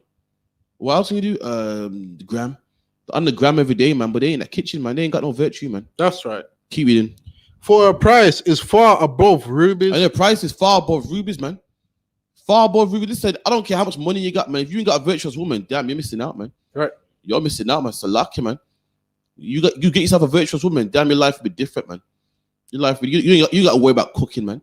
You ain't got to worry about getting your hair braided. You got to worry about doing the school run yourself, dressing the kids yourself, going shopping yourself. You ain't got to worry about heating in the house, man. You got a woman that's reliable, man. That's right. And virtuous, got her head screwed on, and she'll take care of things for you, man. Keep it in. The heart of her husband doth safely trust in her. And look at that, man. The heart of her husband trusting her, man. Her husband's like, oh, my woman's virtuous, man. Now, for a man that ain't got a virtuous woman, listen, his heart, I feel sorry for him, man. That's right. I feel sorry. You gotta get takeaway, man. In fact, he didn't want to go home. He's at the bar. Talking about, oh, I'm going home in a minute, man. You know, give me one more double, man. Fucking hell. Bottoms up, man. I'm going back. And while he's drinking, while he's calling his phone, man, nagging him, man. He don't want to go home, man. You know, the brother I know, man, I don't want to say his name, man. It's like I went to his yard, man, and you know, I forget what I say. It's like carry on, it's like, yeah. I'm gonna put him out there, man. So that he shall have no need of spoil. And look at that, man. When you got a woman that is virtuous, you got to go steal. You got to go rob and steal, man. Why? Because your woman takes care of that, man. You got to go rob and steal and, you know, do things that you wouldn't usually do. Why? Because you come home and your house is clean, man. That's right. You come home, there's food in the house, man. You got to go out there and beg and rob and steal for food because you want to make sure there's food on a nice hot plate, man, when you come home, man. She make sure that all the kids are taken care of, man. That they got nappies, man. You got to go and rob and steal, man. Keep it in. She would do him good and not evil all the days of her life. And a virtuous woman would do a man good, man. Do a brother good. Not put her fingers in his face. Not tell him to go sleep on the couch, man. Not call her uncles on him, man. Call her cousins on him, man. So, right. Lucky, let me tell you something. Off top, man. If a woman goes and call him a cousin, tell her to call your cousins, man. Right. I don't care if you're scared, man. Don't bitch out, man. Say, call your cousins, man. That's right. And then feel later on in the bathroom, man. So, Lucky, keep it in. She seeketh wool and flax. And look at that, man. This woman gets wool and flax materials, man, to make garments, to sell, to make money, whatever the case may be, man. And that woman right there, that's a woman with virtue, man. Right. A woman that gives to a man ain't no fool, man. A woman that gives to a man ain't no clown, man. The Bible says she's like rubies, man. Right. So there's some nasty, disgusting whore of a Christian talk about, well, listen, I don't bring that into the table. I like to be spoiled, man. I'm a daddy's girl, man. You get me? My man makes me money. I just sit back. Listen, man. The Bible goes, listen, your man, his heart, what is it? His heart's what? His heart's dread, man. Right. But the virtuous woman, she makes a man's heart glad, man. That's right. Keep it in. And worketh willingly with her hands. And she works with her hands, man. I don't wash dishes. What? These nails? Then you ain't virtuous, man. This Bible ain't talking about you, man. You go out there, you go to the club, man. Listen, I think May 17th, all the bars are open, man. You go enjoy yourself, man. You go enjoy yourself, man. These women at I.S.U.P.K, man, they're gonna make sure the kids are looked after. They're gonna make sure their man's happy, man. You go out there May 17th, have a good time, man. And can't find a man, can't keep a man. I don't know what the problem is, man. I keep attracting fuckboys. I don't know what the problem is to have sex. Am I letting off too soon? Is it what signal am I letting off, man? You need to come to the UPK, man. Be one of these sisters right here, man. Right. Keep it in. She's like the merchant ships. She bringeth her food from afar. Look at that, man. She brings her food home, man, to her pet, to her family, man. That's right. To her husband, to her children, man. She makes sure they're fed, man. You're a black man, you're in a girl's house, and your belly's growling, and she may ask you, you're hungry. Listen, man, all you got to come to me, man. I tell you, that's not the wife for you, man. Right. A woman that matters, you eat and you're hungry, you're good. That's a good sign right there, man. That's right. Women are always talking about red flags. How much kids you got? Oh, it's a red flag, man. Let me tell you something. This is a red flag. If you go to a woman's house and she don't offer you no food, that's a red flag, man. That's right. You go to a woman's house and all she talks about is nails and she's on the gram constantly posting new photo. That's a red flag, man. That's right. Keep it in. She riseth also while it is yet night. And this woman's up in the morning. Whenever I sleep, she's up in the morning, man. Up in the morning, man, ironing them school clothes, man. Up in the morning, getting ready to go to work, man. Getting ready to help her family, man. The Bible goes, a wicked woman tears down her house, man. Right. And that's what these other women are. You put your man on child support, you're tearing down your own house, man. That's your son or your daughter's dad right there, man. That's You're trying to destroy it. He's a part of your own house. He's part of your life, man. You're trying to tear him down.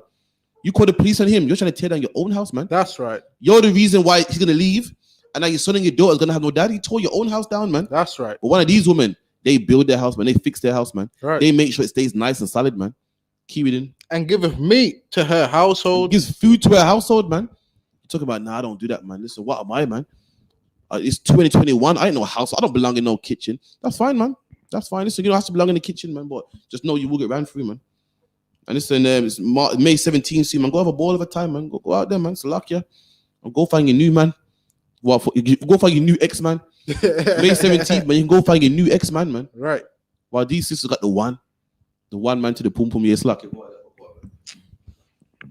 But a reader. And a portion to her maidens. Her reader.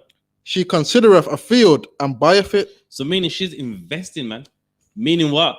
For her house, she's going, you know what investments can we do, man? Right. her whole mind is for the betterment of the family, man. That's right. Imagine that. You know what I mean? We don't understand that now. Why? Because the women of nowadays, it's all about them, man. Right. It's not about you. It's not about your son or your daughter. It's all about them, man. Right. It's what they want. It's what makes them happy. When in the Bible, this woman, she's thinking about investments for the family, man. That's right. Read her. And buyeth it with the fruit of her hands. She planteth a vineyard. She girdeth her loins with strength, and strengtheneth her arms. She perceiveth that her merchandise is good. Her candle goeth not out by night. Yeah, man. So she knows that, listen, what she does is valuable, man. That's right. She's confident in that, listen, what I'm doing for my man, he loves me, man. Right. And that's the problem. A lot of these women online, you know your man can't stand you, man. Right. And guess what? You want to know why? Because you're lazy, man. That's right. Subconsciously, you know, I wouldn't want to be with me, let alone him. You know what I mean? Like, I can't stand myself. I'm lazy. I'm just on the gram all day. You know what I mean? I'm giving him headache. And then you're concerned, has he found someone else? Is he talking to someone else? Well, listen, in the Bible, if you worked with your hands and you know what I mean, you was investing in the family, you wouldn't even think like that, man. That's right. You'd be confident, like, listen, he's not leaving me. You know what I mean? All the investments I'll put in, if he left me, he'll be crazy, man. That's right. You know what I mean? If you was a righteous woman, you would be thinking like that. But because you're not, you're afraid, man. Right. On his phone, is that woman he's talking to. And then you know what's funny? When he's on his phone, you're walking past and you want to hear a tone of the voice on the phone, like, is it a woman or is it a man? Like, it's walking past you. Like, why? Because you know you're not doing what you're supposed to do, man. That's right. You know subconsciously that you're wrong, man. And that's why you're afraid that there's a woman that is virtuous that's gonna take that man. You mean he's gonna be at her house all the time, man? And he's gonna be, and then you're gonna be ringing him. Nah, you know what? I'm coming back tomorrow, man. And, Right. and then you're coming tomorrow. You know, I'll back on the weekend, man. Then you know what? He's gonna, and guess what? He's gonna be back on the weekend, and you wanna know what he's gonna do with the clothes in your house? He's taking that to his other wife's house, man. Right. Why? Because you wasn't the virtuous woman, man. That's right. Reader. She perceiveth that her merchandise is good.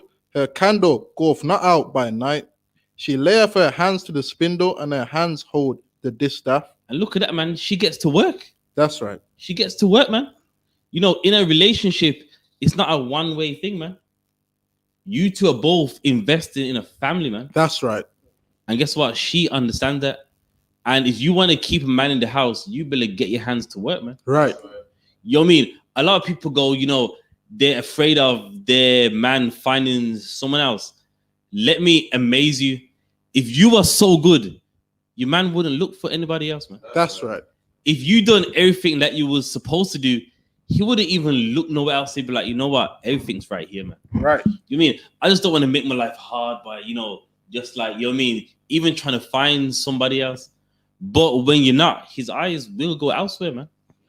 His eyes will start looking at the other woman that can do something that you can't do. You just like, well, you know, she does this, so I might want to get her too, you know. Like, so you're gonna go to his friend's house and get jealous, man. Like, yeah, their house is clean, man. Yo, they don't kids. You're gonna get jealous, man. They want that to her. Okay, cool. So that was the 45th episode of On the Ends, man. Big up to everyone for logging in, man. Get them in the hand, man. Just want to give a shout out to my special guest, Kadi, today, man. You've got more guests coming, man. Keep tuning in. On the Ends every Friday, 9 p.m. to 12, man. Shalom. Shalom. Got together in true UPK style, put a plan together, and they in full execution of that plan. Captain YAHANNA, man, we honor you with that gift tonight, man, with the gift you've given us of brotherhood and righteousness in this work of the Most High. Give it up for YAHANNA, y'all.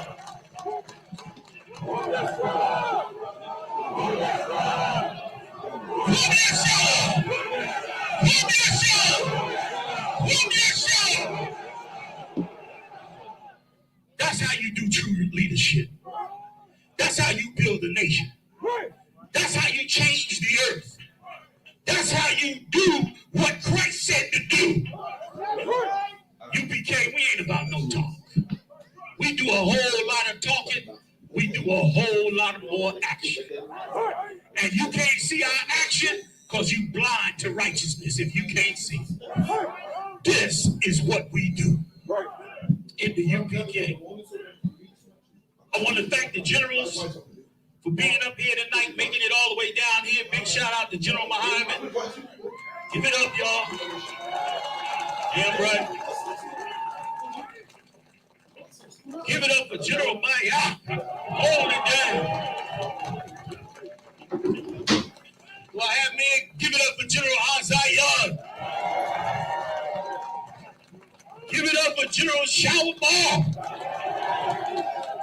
Give it up for my main man all the way out of New York with me, Captain General Kathungabar. Give it up, y'all. Give it up for General Babala Moth, the Q Nixon.